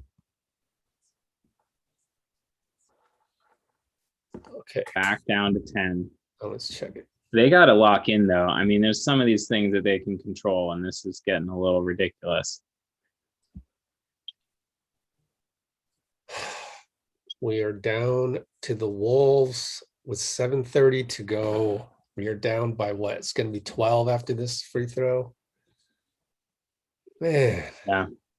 Yeah, I get the frustration, but like, man, they gotta Why do we do something. suck? Man. Really bad Steph game, frankly, or just Yeah. sort of invisible Steph game. Can't hit.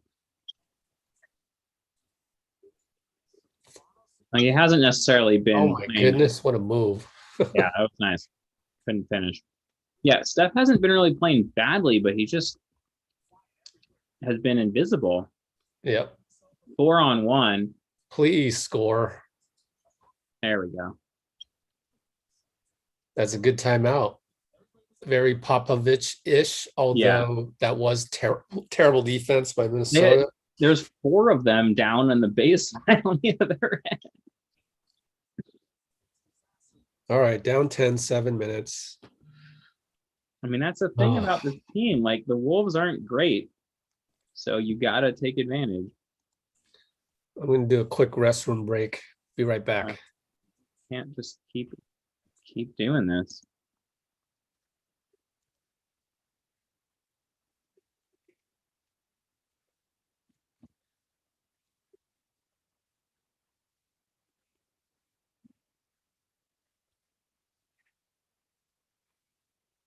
Anything interesting happening in the NFL draft?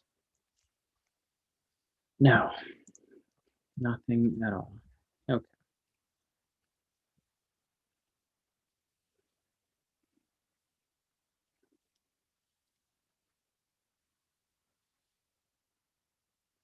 Yeah, just to finish the draft order thing for people who are confused. Basically, the best case scenario, if it just depends on what you want, right? So if you want the Warriors to get the pick, like if that's your priority is like get the pick this year, then we want the Timberwolves to win some games so that they're not, so their odds of getting 1 through 3 are much less likely. However, that also means that their odds of getting a pick that's lower than 5 also increases. And so just going over the pick protection thing. So like, if you want the Warriors to definitely get the pick this year, like if that's your priority, I want it to convey this year, then you want the Wolves to win some more games so that it's more likely for them to not end up 1 through 3.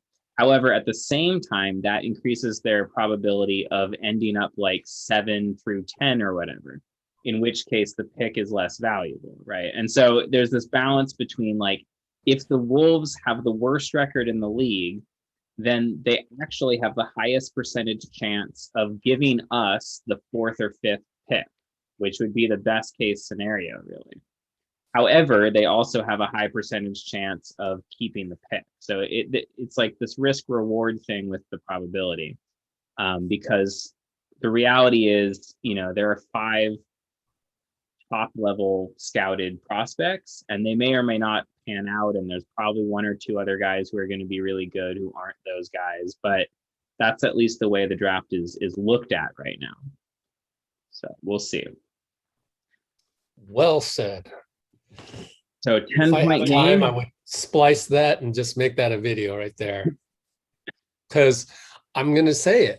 Nobody has explained it better than you just did. Nobody. Not NBC Sports Bay Area, not The Athletic, nobody. Yeah, it's confusing. It's been hard to sort of wrap our heads around this year. Oh my God, they're shooting the lights out. Is that? That's McDaniels. Oh, right, McDaniel. But they're just the other thing. They're hitting. The other thing that nobody talked about, nobody, not NBC, not The Athletic, was that losing to the Mavericks. Here's Steph. Come on, baby. Oh my God. Man, in and out. What are his stats? Jeez, it must be a long night if he can't make that. Let me check the box score. 3 for 4. They did not call a foul. Yay. Of course, Bayes missed. Would have been nice to have the and 1 there, but yeah. 3 for 14 for Steph, by the way. Let me finish that thought, which is the other thing nobody talked about was losing to the Mavs. Made it more likely that we will keep our late first round pick, the one that would convey to OKC if we were top 10 in the NBA. So it's interesting how everyone missed that. Yeah. And so that's how I played with my mind to not be mad at the Warriors 2 nights ago. Was it okay? Well, at least we get to keep our pick, 99% chance now, unless we win the next 10 games, including come back here, So no, actually, yeah. Are we mathematically out of the 6th seed race? No, I mean, in realism, yes, but in a world where we win all our games remaining, then yes, we could still get 6th. But oh my goodness. Yeah, they're not. This is a high school game where you're a smaller team. They got lucky there. And this reminds me of my high school games or something where we're smaller than them. You box out and he reaches over you and we don't get any calls. Man. The thing that they need to seriously control is that they're getting outworked. Yeah. There we go. Big shot. Needed that. Willed that one in. I'll take it. Needed it so bad. 8-point game. They call a foul on that one. Steph's frustrated. It was D'Lo's ball anyway. It goes out of bounds. I mean, come on. I'm in Rebecca mode. Rebecca is doing homework right now, but she would be just going off on the refs right now. And it's just the Steph is, smaller guy, less athletic out there kind of thing, I think. It's always been frustrating. We get a rebound. God. Oh my goodness. McDaniels, I've been super impressed by him. He's been outworking all of our guys.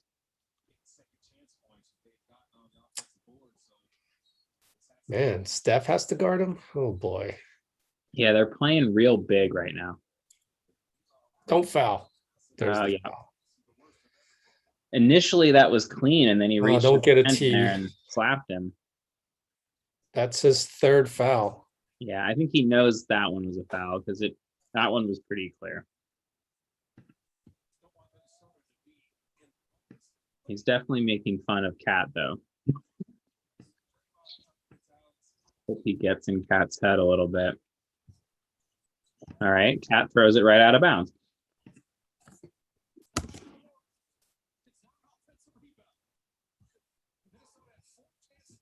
Steph needs to make something happen here. There we go.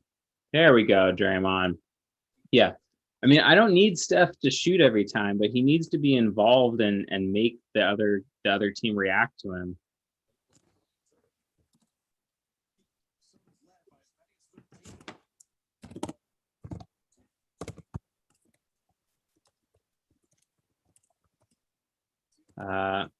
Another O-red. God. Yeah, again, you just can't keep getting outworked like this. Oh They're gonna, my goodness, that's his fourth. huh? Draymond's saying he was getting hooked. Oh, He was saying, or that it was on the ground, maybe. we're gonna review this. Yeah. Way to go, Steve.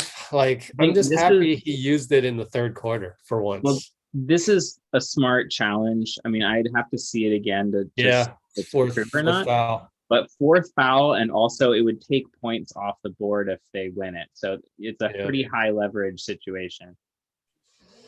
Man, it's just you know me, I don't normally get bothered by bad play, but now it's starting to bother me. But anyways, I mean, they still can obviously could be win. worse. Like, there's still things they can do, but it's got to happen. Like, they got to snap into it. Yeah.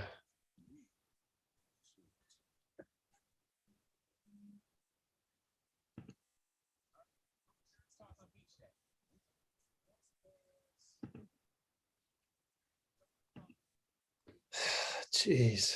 All right. So a lot rides on this.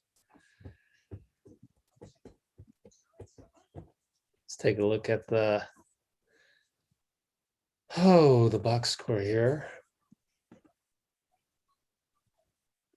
13, 4, and 7 for Steph, although he's 3 for 14 still.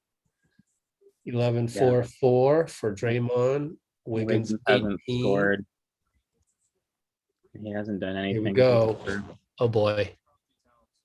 All right. So what are we seeing? So I think Draymond has a bit of a point there. Oh no, is it enough to overturn though? Yeah, I'm not sure. I don't think that's a foul. I mean, count the bucket, okay, right? But it's not an and one. Yeah, I think the Draymond foul side of this seems pretty weak. I'm not sure if you call that on Cat, but maybe they just wipe the Draymond foul off. I have to see it again, but we're just gonna watch the refs. What's the rule? Is there a specific rule on hooking people? I mean, it's definitely a foul depending on how much you're really doing it, and so it's kind of a subjective call. It looked. I don't know. That's a tough one. It's probably not enough to overturn a, give the foul to Cat kind of thing, but I don't know. They are touching each other, so that is contact. That's kind of a problem for Draymond in this verdict. Wow, Houston's beating Milwaukee 96-94 third quarter. Milwaukee's resting Giannis. That's got to be. Got some tight games. Giannis got hurt. That's what happened. Oh no. I don't know the severity, but he played 1 minute and not another, so he must have gotten hurt. Wow. Okay, we've got a lengthy review here. Yeah, it looked like they were done, and now they're going to go back. And it looks like on the TV screen, let's just keep it here, NBC. They're looking at the reverse angle. I think that favors Draymond. If they're looking reverse angle. Yeah, probably. Giannis sprained his ankle. Hopefully not too serious. I hate it when people, y'all losing to them, man.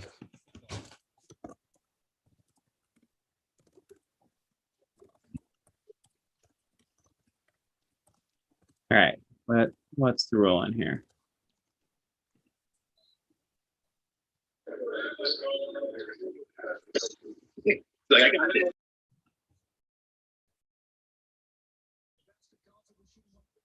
Oh my God, they kept it.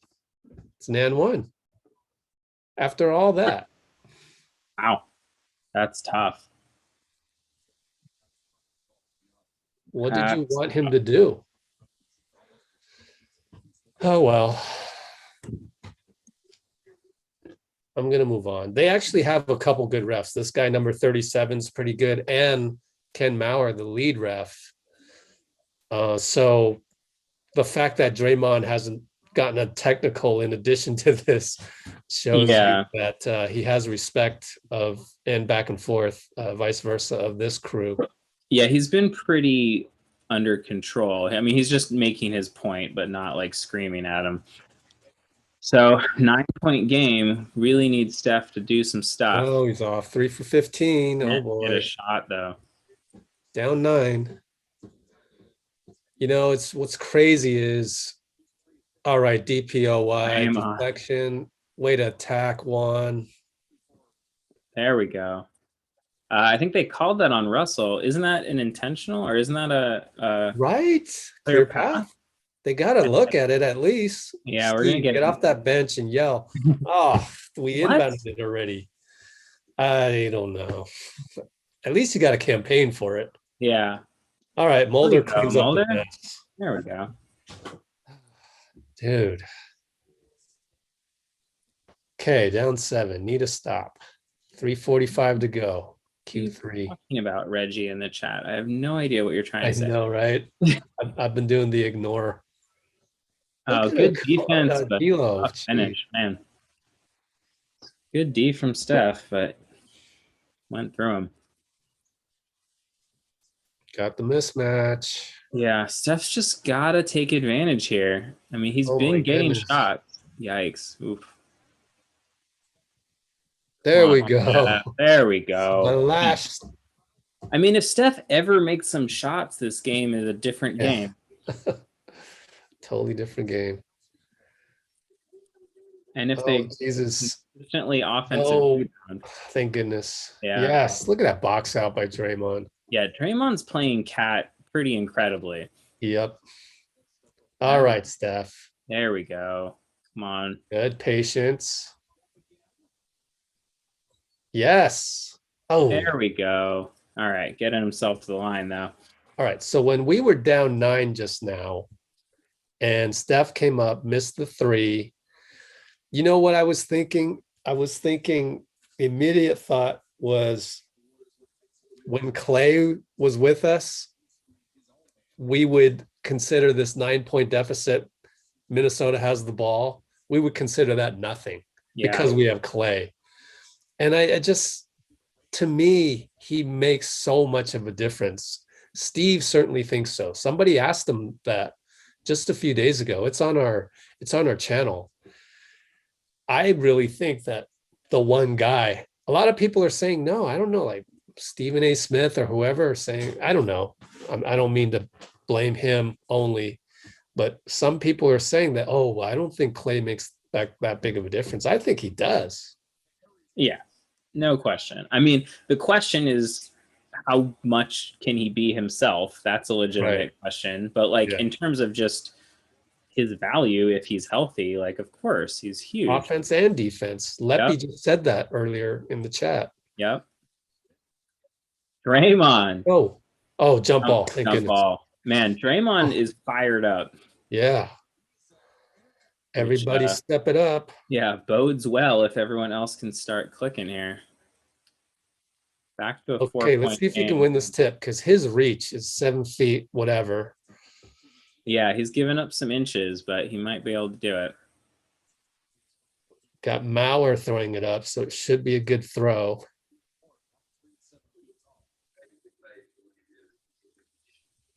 Oh, what a tip. Oh, yes.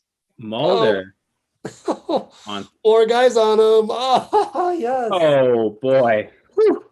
4 guys near Steph. Oh, my man. Draymond that better show on up one in end, highlight. Steph on the other. What? Oh, Jesus. They've been on fire, man. I know. 50% basically. Yeah.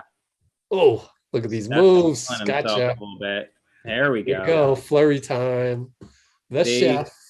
They better watch out. Steph's feeling a rhythm. They just keep locking in on D. They can go on a run to close the quarter. Yeah. Feel good on. Demoralize these kids like this kid. Yes, let's go. Outlet one. Let's go. Yeah. I guess we're a little tired. Look at Dre. It's okay. Dre's working super hard on defense. Look at that. On 3, guys. Gotcha. Ooh, Steph's Curry. We are cooking.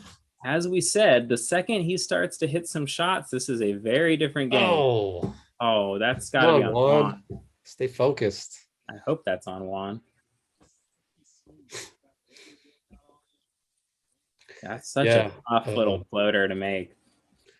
James in the chat. You know what worries me about Clay is all the, you just look at KD as the benchmark, all the hamstring, the calf, it's all the non-Achilles things that kind of, because he's been out for so long. KD's been out for so long, and then you come back and you strain a hamstring, and that's what I'm worried about with Clay. Like, we have got to.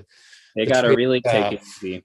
Yeah, we got to make full use of that. That what do you call it? Treadmill pool that they have in the locker room. Yeah. Just have a massage therapist on call 24 hours a day. All right, D'Lo missed both. Got real lucky there. Draymond sits to close the quarter. Kerr is trying to preserve his fouls.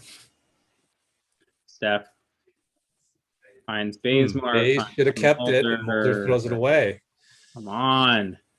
Edwards pushing. Jeez, rips him. But yeah. But man, that's problem of other people than Steph making decisions. Plus Baze is Baze and he's rusty.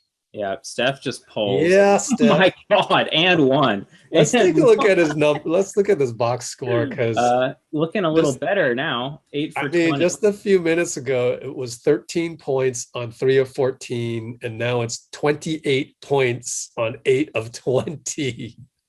It is unreal. 5 for 6, just like that. Oh my ridiculous God.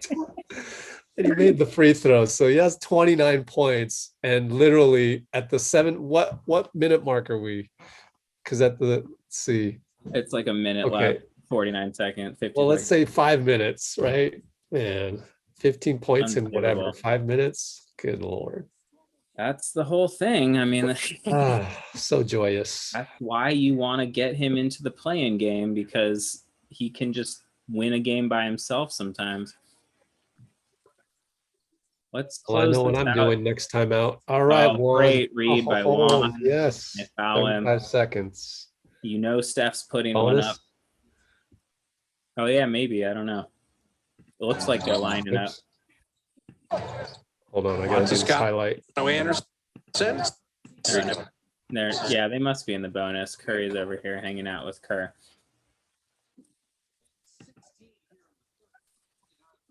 Oh yeah, then that's even better. What a great steal. Can't make the free throw though. Come on.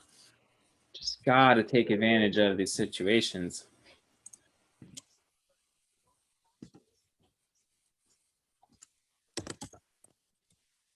Come on, Juan.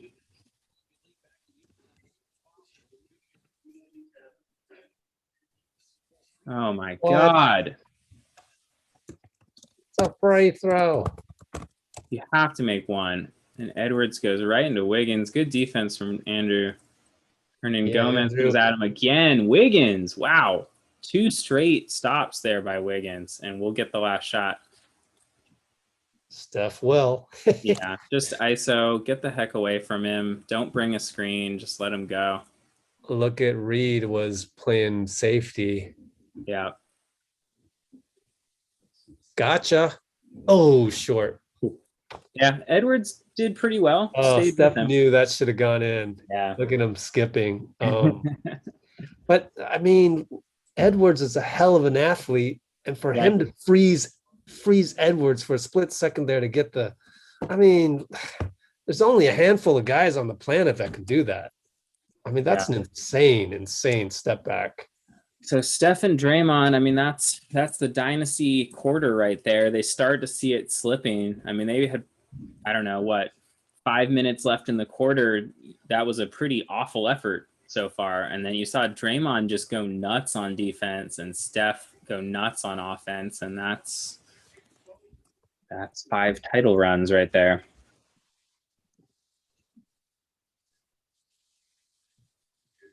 And want to shout out Wiggins with the really, really great defense down the stretch there.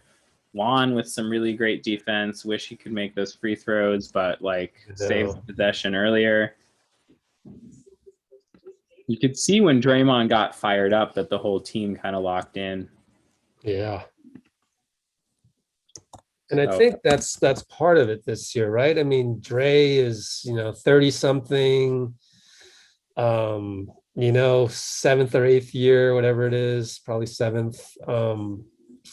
It just, he's going to need that little extra oomph to get to this level, right? So if you come out stinking the game up like against Dallas, you're that further removed from possibly getting Draymond to hype up like that. You got to keep it close. Yeah. For a guy like Draymond now in his 7th year or whatever it is, veteran. It's not young anymore. So some big minutes for this second unit group. They played pretty decently last run, but not great. Wow. And yeah, 95 for the month. It's absurd. I remember when 202 was the record for the entire year. Yeah, that was like this huge deal.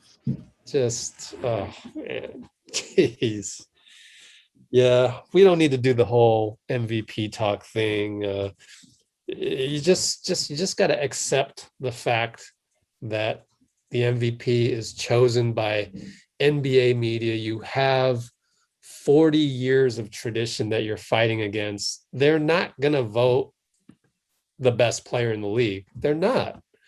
They vote for a combination of the best player on a pretty damn good team. So, yeah, too bad. All right, high leverage minutes for this second group. Edwards.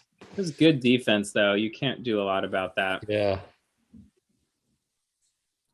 Edwards has been making some impressive plays.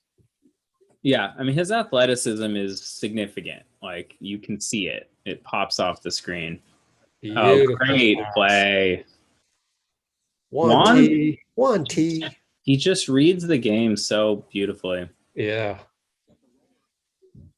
Oh no. Oh, Edwards right You in there. I want to see a replay on that. I just want to see it just based on the basketball move.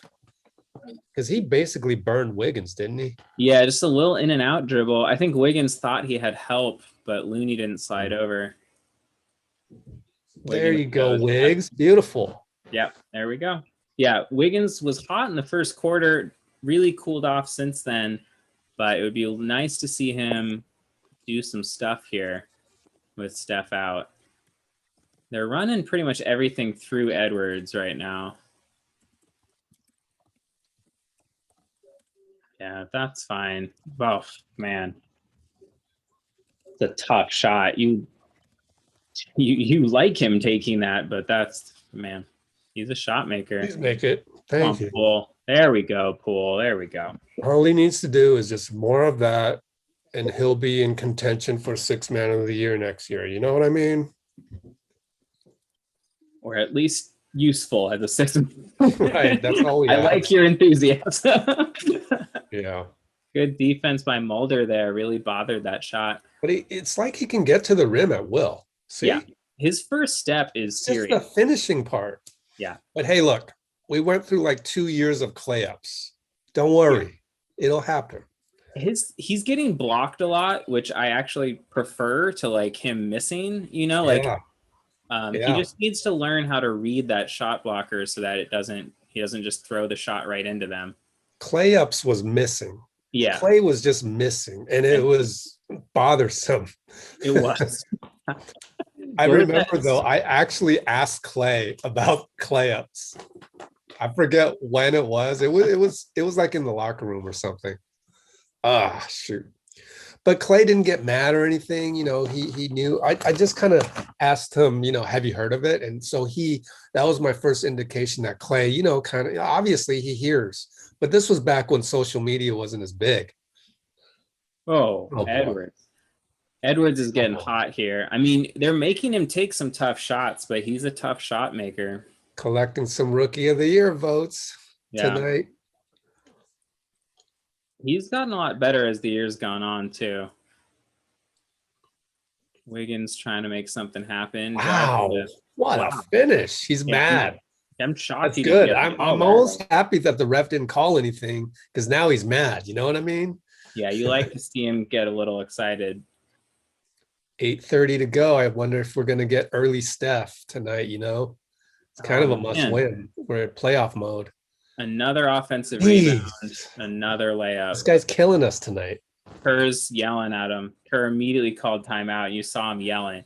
I mean, this is the thing. Like, you look at their stat sheet right now, and the Warriors have a better shooting percentage. They have a better percentage from three. They have more free throws they've made. They have fewer turnovers than the Wolves. So what are we seeing? The Wolves have 13 offensive rebounds. 13.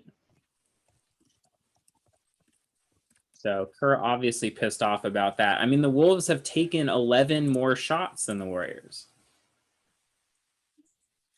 Just makes it hard on yourself. And I get that they're giving up size, but you gotta fight. A lot of that is effort. Yeah. What we forget is the youth of the squad outside of Steph and Dre. So out there, who do we have right now? I mean, they have Looney but then it's Juan, Mulder, Looney. Wiggins. Yeah, so I don't know. You're right. The offensive rebounding, it's just you got to gang rebound. I mean, part of it is the Wolves are big. Like they have at least 2 or 3 significant center-sized guys out there pretty much all the time because they play Hernan Gomez at power forward, and then they play Vanderbilt at small forward, and Hernan Gomez is 6'9", and Vanderbilt's 6'9". So you have 3 guys who are 6'9" or taller. Then you have Edwards, who's 6'5", but huge and athletic, and they're just finishing us. It's a good game plan, like you said. And also, they've won 4 out of 5. They've got young guys, and they're feeling confident. Yep. We're not as much, right? We just got our asses handed to us. And we got to work for everything to regain that confidence. Because when you're confident, it's like you just have that extra energy and you don't have to really dig in the well for that energy. But when you just got routed, embarrassed, you got to dig in that well, and it's hard. Yeah. Really takes effort. And so I think that's part of it. It's just, again, I still think though we could possibly just grow up really quick. Like in the next 10 games, it's very possible to grow up really quick. At least we'll get Damian and Baze back sort of normal. So there's 2 veterans. Yeah, Baze being a little less rusty, although he's seemed to get a lot better as the games progressed. He had a rough opening, but he's been okay. But getting Lee back, just another guy who you can kind of trust to know what to do. Okay, here we go. 8-16. Down 2. Yeah, same group. Kerr's going to be cautious. JP. Oh, good luck. Yeah, got a good luck. Gotten a little cold since that streak he had for a few games. You know what, though? How we talked about how Rubio can now shoot threes, et cetera, veteran. Think of what JP will be in year 4 or 5. Yeah. Oh, Edwards just heating up. Yikes. He is getting some rookie votes tonight. Yeah, I mean, that's like perfect defense from Looney, but you can't stop that shot from getting off. Oh, somebody else go. Yeah, watching Andrew. Kind of driving into a big thicket. Looney was stuck. Now we need to stop. Is Steph coming? Here comes Dre, so no Steph yet. Yeah, they'll wait a little bit, but how much longer? I don't think you can wait. There he comes. So next Yep. stoppage, and there goes Edwards again. Jeez, man. He's having a hell of How a many fourth points quarter. does he have? Jesus. He has like 10 in the quarter. 22? That's a quiet 22. I mean, Oh, 15 in this quarter. yeah, there we go. Yeah, he hadn't And really one. done much. Way to go, Wiggs. There we go.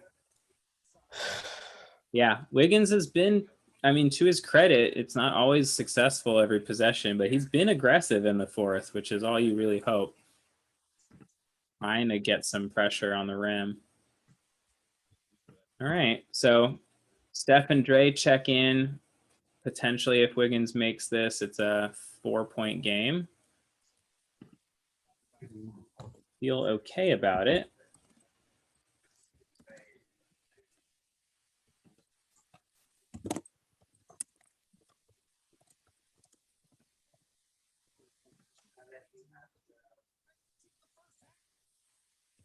You know, the other thing I just thought of, because I was thinking, man, if we had Clay, I always keep thinking that, oh, man, if we have Clay, just the emotional support that he provides on the court, you know, patting Wiggs on the butt, you know, you're getting that support from a Hall of Fame.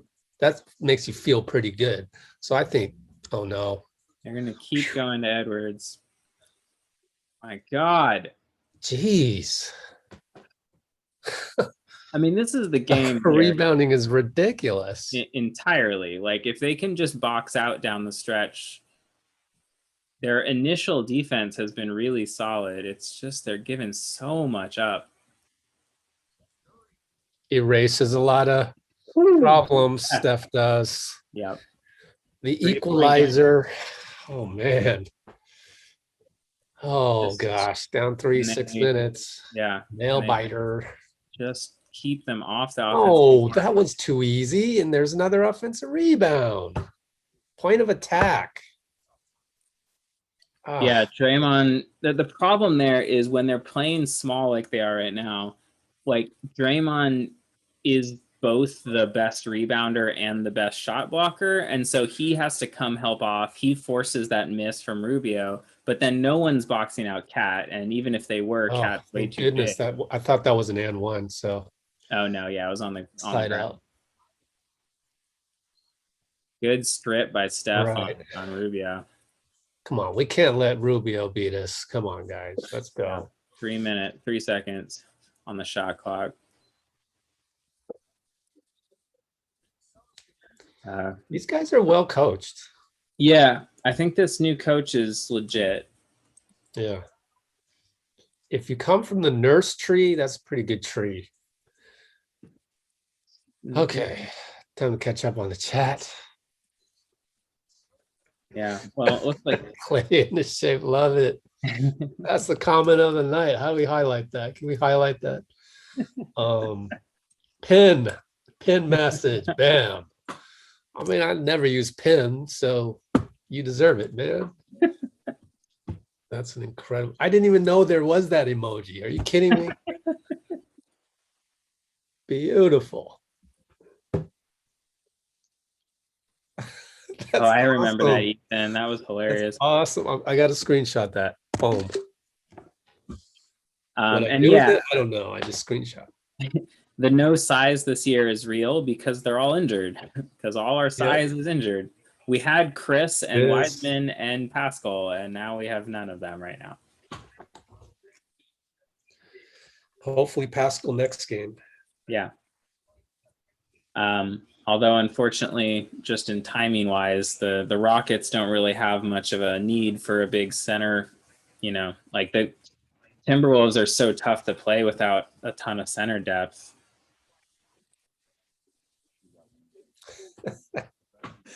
Clay in his shape. Perfect. What a comment. That's the comment of the year, man. Okay, so I'm going to try and do something with that screenshot that I just did. Try and get you some shine, Brian Martinez. Send that over to Michael Thompson. You know, Rocco Thompson often reposts our stuff. I think it's run by Mikey. So I'll put that up there. I just gotta remember to airdrop it on my phone, but tag it on Instagram and all that. I love it. Yeah, I love it.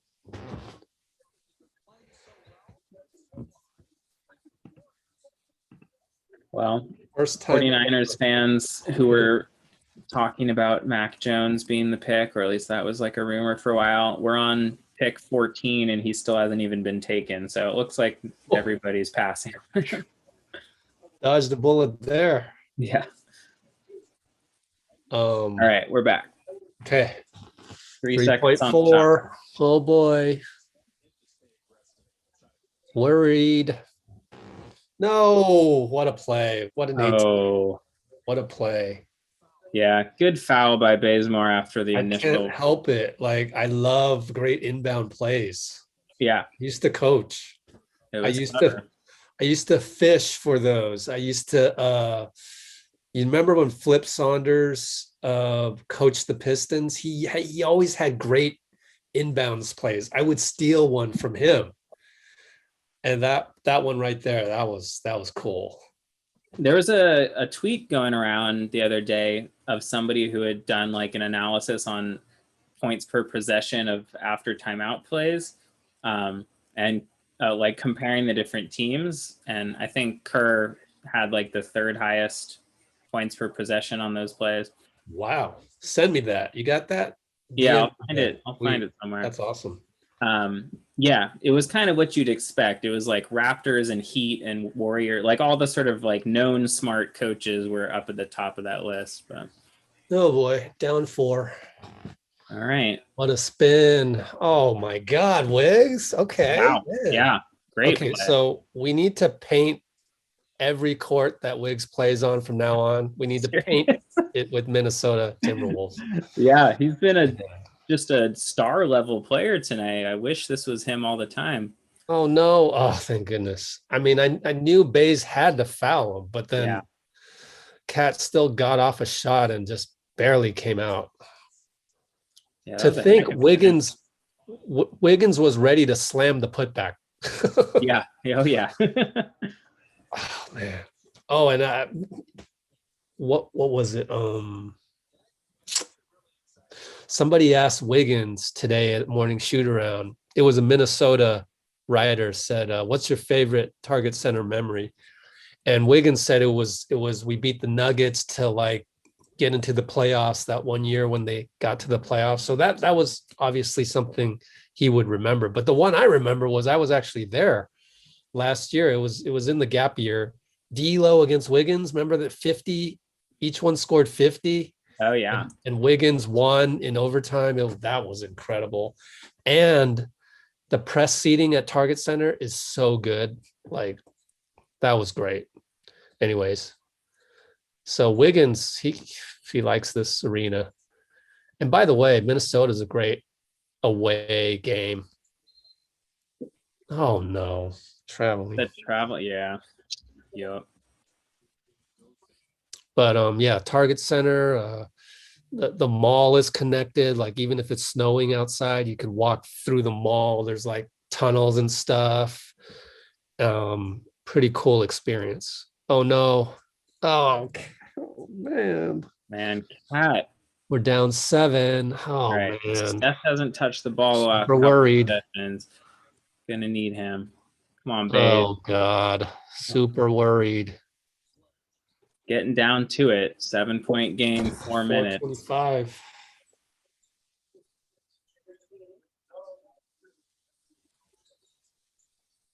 Got a double Cat. No choice. If he makes what this. a pass. Oh my God. Wow. That's an incredible play. This guy. Hernan Gomez, man. That's wow. Cat's pass on that. And then McDaniels or oh no. Jeez. My stream froze. Okay. Oh, thank God. Got all. Good Lord. We're down 10. 4 minutes. Yeah. That's who was that who caught that and passed? Is that McDaniels? Yeah, man. What a read from McDaniels. That jump and throw behind him. That's pretty incredible. That's impressive. Yeah, the Timberwolves quietly have a fun bunch of young guys on this team. I think if I was a Timberwolves fan, like obviously you don't have title contention feelings, but they're looking, they've got a nice group of young players here. It's so unfortunate. Come on. You gotta beat them. It's, obviously, at this point, it's not surprising if we lose to Minnesota. Credit Minnesota. I don't know. I'm almost at the point where I can't get disappointed anymore because, okay, this is the team that we have. We just are prone to these gigantic brain farts. Not so much brain farts as lack of really digging into our souls to come up with a must-win type thing. We just don't have that this year. So it's like if Clay were on the team, he'd be yelling at people. We just kind of don't have that. I mean, Draymond is out there, but he's trying to be teacher. He doesn't want to just yell at everybody. Yeah. It's so frustrating, but I'm almost at the point where I'm accepting it, which is a kind of worse than being frustrated.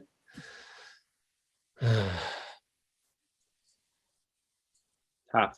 Well, there's still time. You've got Steph. Yeah, still They time. You're never out of it. They have to lock in very seriously in these last few minutes. Like they cannot be screwing around. No more mistakes, essentially. They've run out of room on that.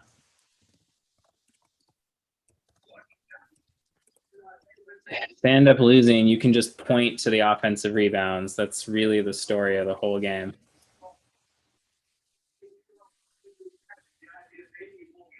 Oh boy. All right. Need to basically like pitch a shutout. Oh my God. Yes, Draymond, There we man. go. Dre's not going down easy. You know that.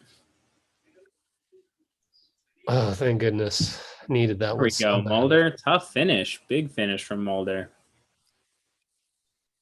All right.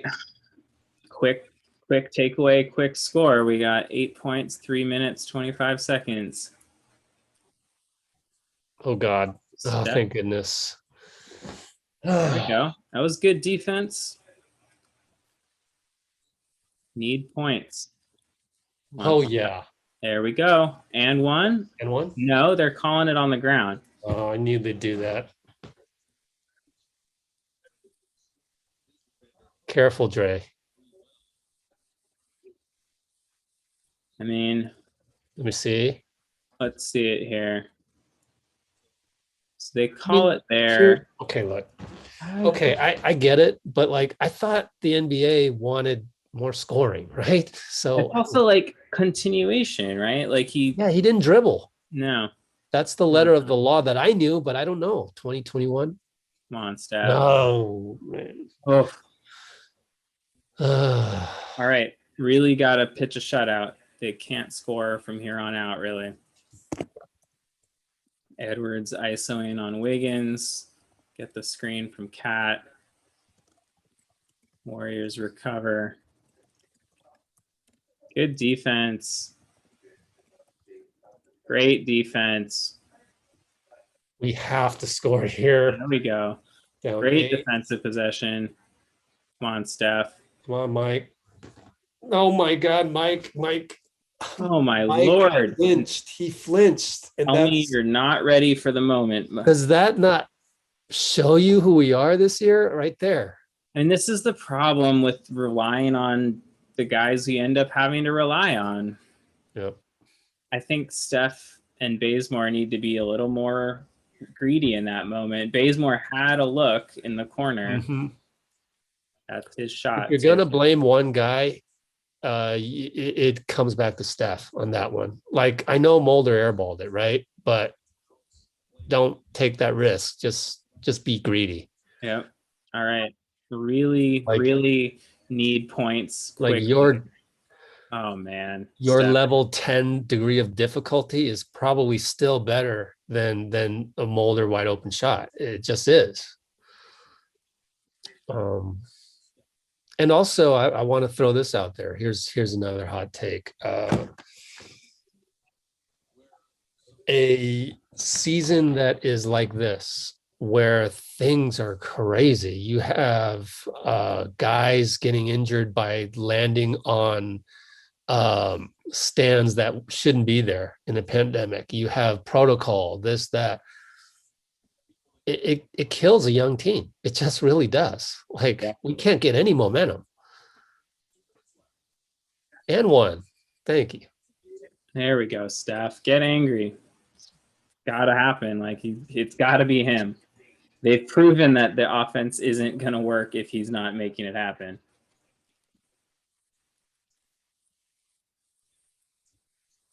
They're still in it. I mean, this Wolves team is also young and makes mistakes, so it's definitely not over.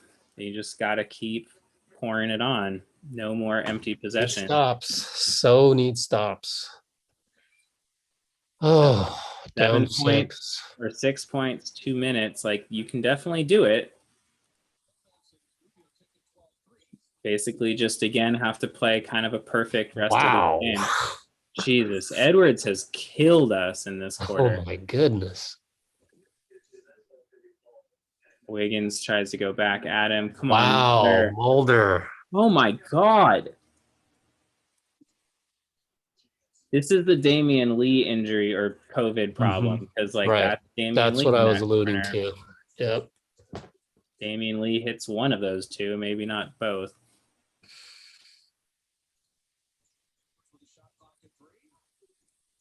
Oh my God. Great defense, and then you give up an offensive rebound. That's absurd. It's too many mistakes. Like, you can't do this. The Timberwolves, they're not good as a team particularly, but you can't give them this many more shots. They're at 12 more attempts than the Warriors, 4 more free throws than the Warriors. And that's because they have 16 offensive rebounds. Like, that's absurd. You should never give up 16 offensive rebounds. Other than that, the Warriors basically beat them in almost every category. But when you're giving the other team, 10 more shots, it's absurd. You can't win games when you're doing that. Quick look at the standings. Oh God. I thought for sure we would, now I'm a little worried because we got 2 games coming up against the Pelicans. We dropped 1. How are the Pelicans doing? Let's see. They've been pretty bad. I don't think they're up 15 on OKC tonight. So we update that standings. We're 1 under, and then they become 7 under.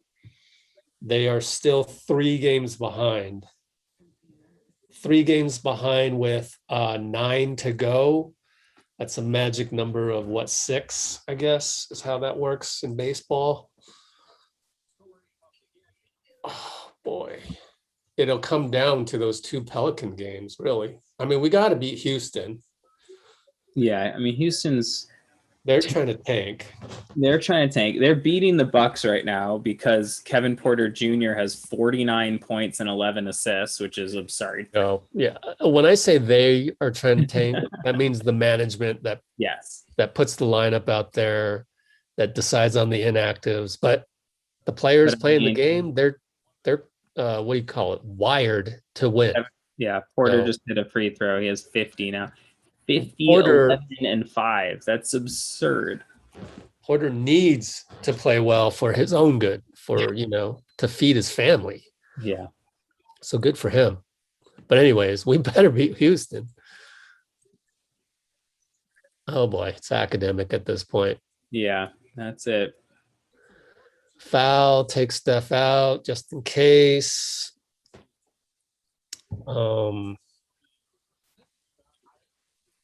Very disappointing. In some ways, more disappointing than the Dallas game. I kind of assumed they would lose. I had kind of counted on, I had figured they would lose to Dallas. Right. They're supposed to lose to Dallas. I assumed it wouldn't be so embarrassing, but I thought they'd lose. And then this is rough. So we got Houston in 2 nights, and then Pelicans immediately. You figure we're gonna win one of those two, right? I mean, come You on. have to win them both. I mean, Usually, basically, at this point, you have to be playing to get a home court game, whether that means you're the 8th seed or the 9th seed, but you cannot be the 10th seed. Wow, Steph. That was beautiful. Yeah. But Somewhat Jordan-esque. Then after the Pelicans back to back, we come home for OKC for 2 more. Then the Jazz, Suns. And OKC is like not an NBA team. Right. They're trying to tank as well. We saw what that team looked like when we played them last time. And they were not fielding an NBA team. But I mean, the way the Warriors have been playing these last couple games, they can lose to anybody. Yeah, it just really feels like every time I'm frustrated with this team, I come back to, I don't like to blame guys, but then there's just offensively. Defense, I would need to see tape, unfortunately. But I mean, offensively, I don't know. Yeah. Jordan Poole missing layups and Mike Mulder throwing air balls, types of thing. Oh, maybe Steph not being assertive in the first quarter. Yeah, but I mean, like, today's all just about offensive rebound, like just about boxing out, and it's not just anybody particularly. Yeah. That's a whole team thing. But it's also the experience of, it's like just haven't played enough games to understand the importance of boxing out this team that's bigger than you. Or maybe you didn't expect them to be as big, but now you got to expect that because this is a good coach and they have pieces. So I'm just harping on the whole frustration of having this kind of a brand new team that we have here. That's frustrating. Steph starts out really slow, but you end up getting a 37, 8, and 6 game from Steph. You get 27 points from Wiggins. You should win that game every time. Man, I don't even want to look at that, but I'm going to look up the official rebounding totals. 57 to 34 is wow. That's insane. And that's including 16 offensive rebounds. So, I mean, that's the story. I mean, the Warriors shot a better percentage. Actually, yeah. According to if you include team rebounds, it looks like 68 to 41. Yeah. 27 more rebounds. Yeah. Over 4 quarters, that's 7 per quarter. And you just man, that's 7 extra possessions per quarter. Not even a whole game per quarter. One of those weird games where the Warriors had fewer turnovers. They actually protected the ball really well, uncharacteristically. Only 10 turnovers in the game. They ended up shooting 50% from the field and 40% from three. Until the end, when they started fouling intentionally, they were pretty close in number of free throw attempts. It really just fundamentally was second chance points. I mean, it's just, I don't know what the number of how many second chance points they gave up are, but it's absurd. Like, no matter whatever that number is, it's a lot. Yeah. Another way to look at it. 1, 2, 3, 4, 5, 6, 7, 8. 8 Wolves had 5 or more rebounds. Yeah. I mean, they're playing each, right? 20 minutes here, 15 there. And they're each getting 5 rebounds. I mean, Draymond and Looney combined for 7 rebounds. Yikes. Like, I don't know, again, I'd have to look back at individual possessions to be like, how much of that was one or the other's fault or something. But like, you cannot have your power forward and center combine for 7 rebounds. That's gonna not work. Wow. All right. Not much to talk about. Let's check Yeah. the chat one last time. Got a lot of frustration going on in the chat. Some Yeah. rational, some not rational. Yeah. We don't have the energy to address some of this stuff. Some reasonable, some not reasonable. Yeah, I don't know. They have to figure it out, because this kind of effort, again, so much of that is effort, and it just can't happen. They really need, I mean, you're right. We need a backup center. Hopefully Pascal being healthy next game makes a big difference, but he's not solving your rebounding problems. Like, that's not his strength. Yeah, this is the team that we have, other than Pascal coming back, Damian coming back. I mean, Oubre helped you on the boards if he was there tonight. He's usually a high-level rebounder. Yeah, but I mean, maybe Gary Payton if they do the whole musical chairs thing with Juan, but they don't really need to do that. They don't need to like helping in the way that you need. Tax.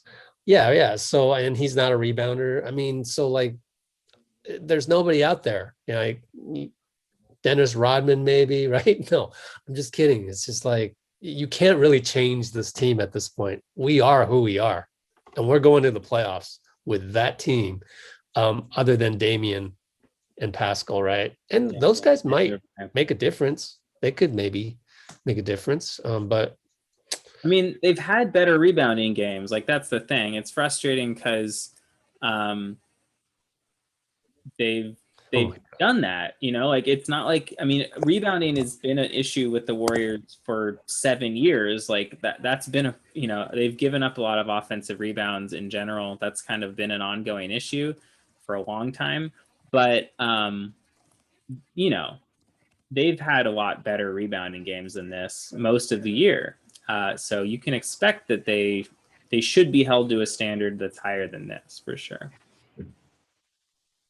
Why would we pay any tax on this team this year? Why? That's not, just limp in as the 10th seed. Like, and even if we're not 10th seed, I still wouldn't pay tax, because then let's say Pelicans catch us up. I mean, they're paying. We're 11th. I still ain't paying no tax. Hell no. And they're already paying. It's just how much more, right? 150, like 3 million already. They're already more than double the next team. More than double. The next team is like 60 million. There's a pretty clear ceiling here, and it's, you know, best case scenario, probably 8th seed. You're not pushing chips in to be the 7th seed instead of the 8th seed. Like, that doesn't do anything. That's why we haven't signed a backup center, because it's not going to make a difference. It's burn money to sign anybody new, you know? Even Gary Payton, you could probably get Gary Payton on a training camp deal next year, because he's 28. Nobody wants to take a chance on him. Why would you, you know? So you got to kind of look at it from a accountant's standpoint. Yeah. I mean, I just, you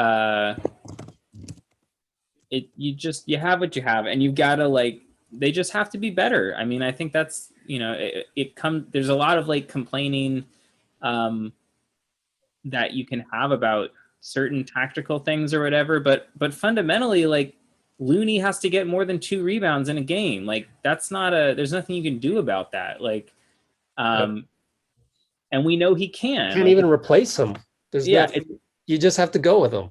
And the other thing is, like, it's not like he can't rebound. Like, we've seen it. So it just has to happen. And I think that does speak, though, to issues of fatigue, which it's hard to know, right? Like, it's something that's really hard to be like, oh, I know he's tired. Like, he's clearly tired, right? But it wouldn't shock me if Looney's effort tonight was a fatigue issue. I mean, he has never. Right. We could have used Pascal tonight. Right. Considering the 2 rebounds. This many minutes, this many games, right? And so, you know, I think that must contribute in some way. So much of rebounding effort. Well, it's probably a lot worse on Twitter. So I appreciate everybody, you know, hanging out right here, and not going off the deep end. No worries on the complaining. I'm complaining too. Yeah. Like, it's frustrating. That's not the problem. Yeah. It's frustrating to watch, you know. Yeah. It is. But at least next game, Houston, as bad as we play, it's still, let's say we play even worse than this, it'll still be competitive because Houston's that bad. Yeah. I mean, really bad. Like, they don't have anyone near Anthony Edwards, let alone, their best player is probably worse than McDaniels. Yeah. So yeah, unless anyway, Kevin Porter Jr. decides to score 50 again. True. But then that'll be entertaining. Yeah. And then OKC Pelicans 2 games, and OKC 2 games later. Yeah. So there's still a light at the end of the tunnel. So Yeah, I mean, here we go. They still have a soft schedule. They still have, the Spurs still have a really tough schedule. So, there's still a ton of likelihood that they end up 9th or 8th. It's just, they got to do it, and it's frustrating to let games like this game off the hook when you really have to really value every single game in this last stretch. But at the end of the day, I mean, what we're complaining about is the difference between an 8th to 9th. It's just like we're rearranging rearranging like chairs on the Titanic or whatever, right? Like it's rearranging ships on the deck. Ships on the deck, yeah. So I mean, point is, like, we know this team's, like, the best case scenario is we get to play in the first round. And so, we have to not get too down because we know what the ceiling of it is.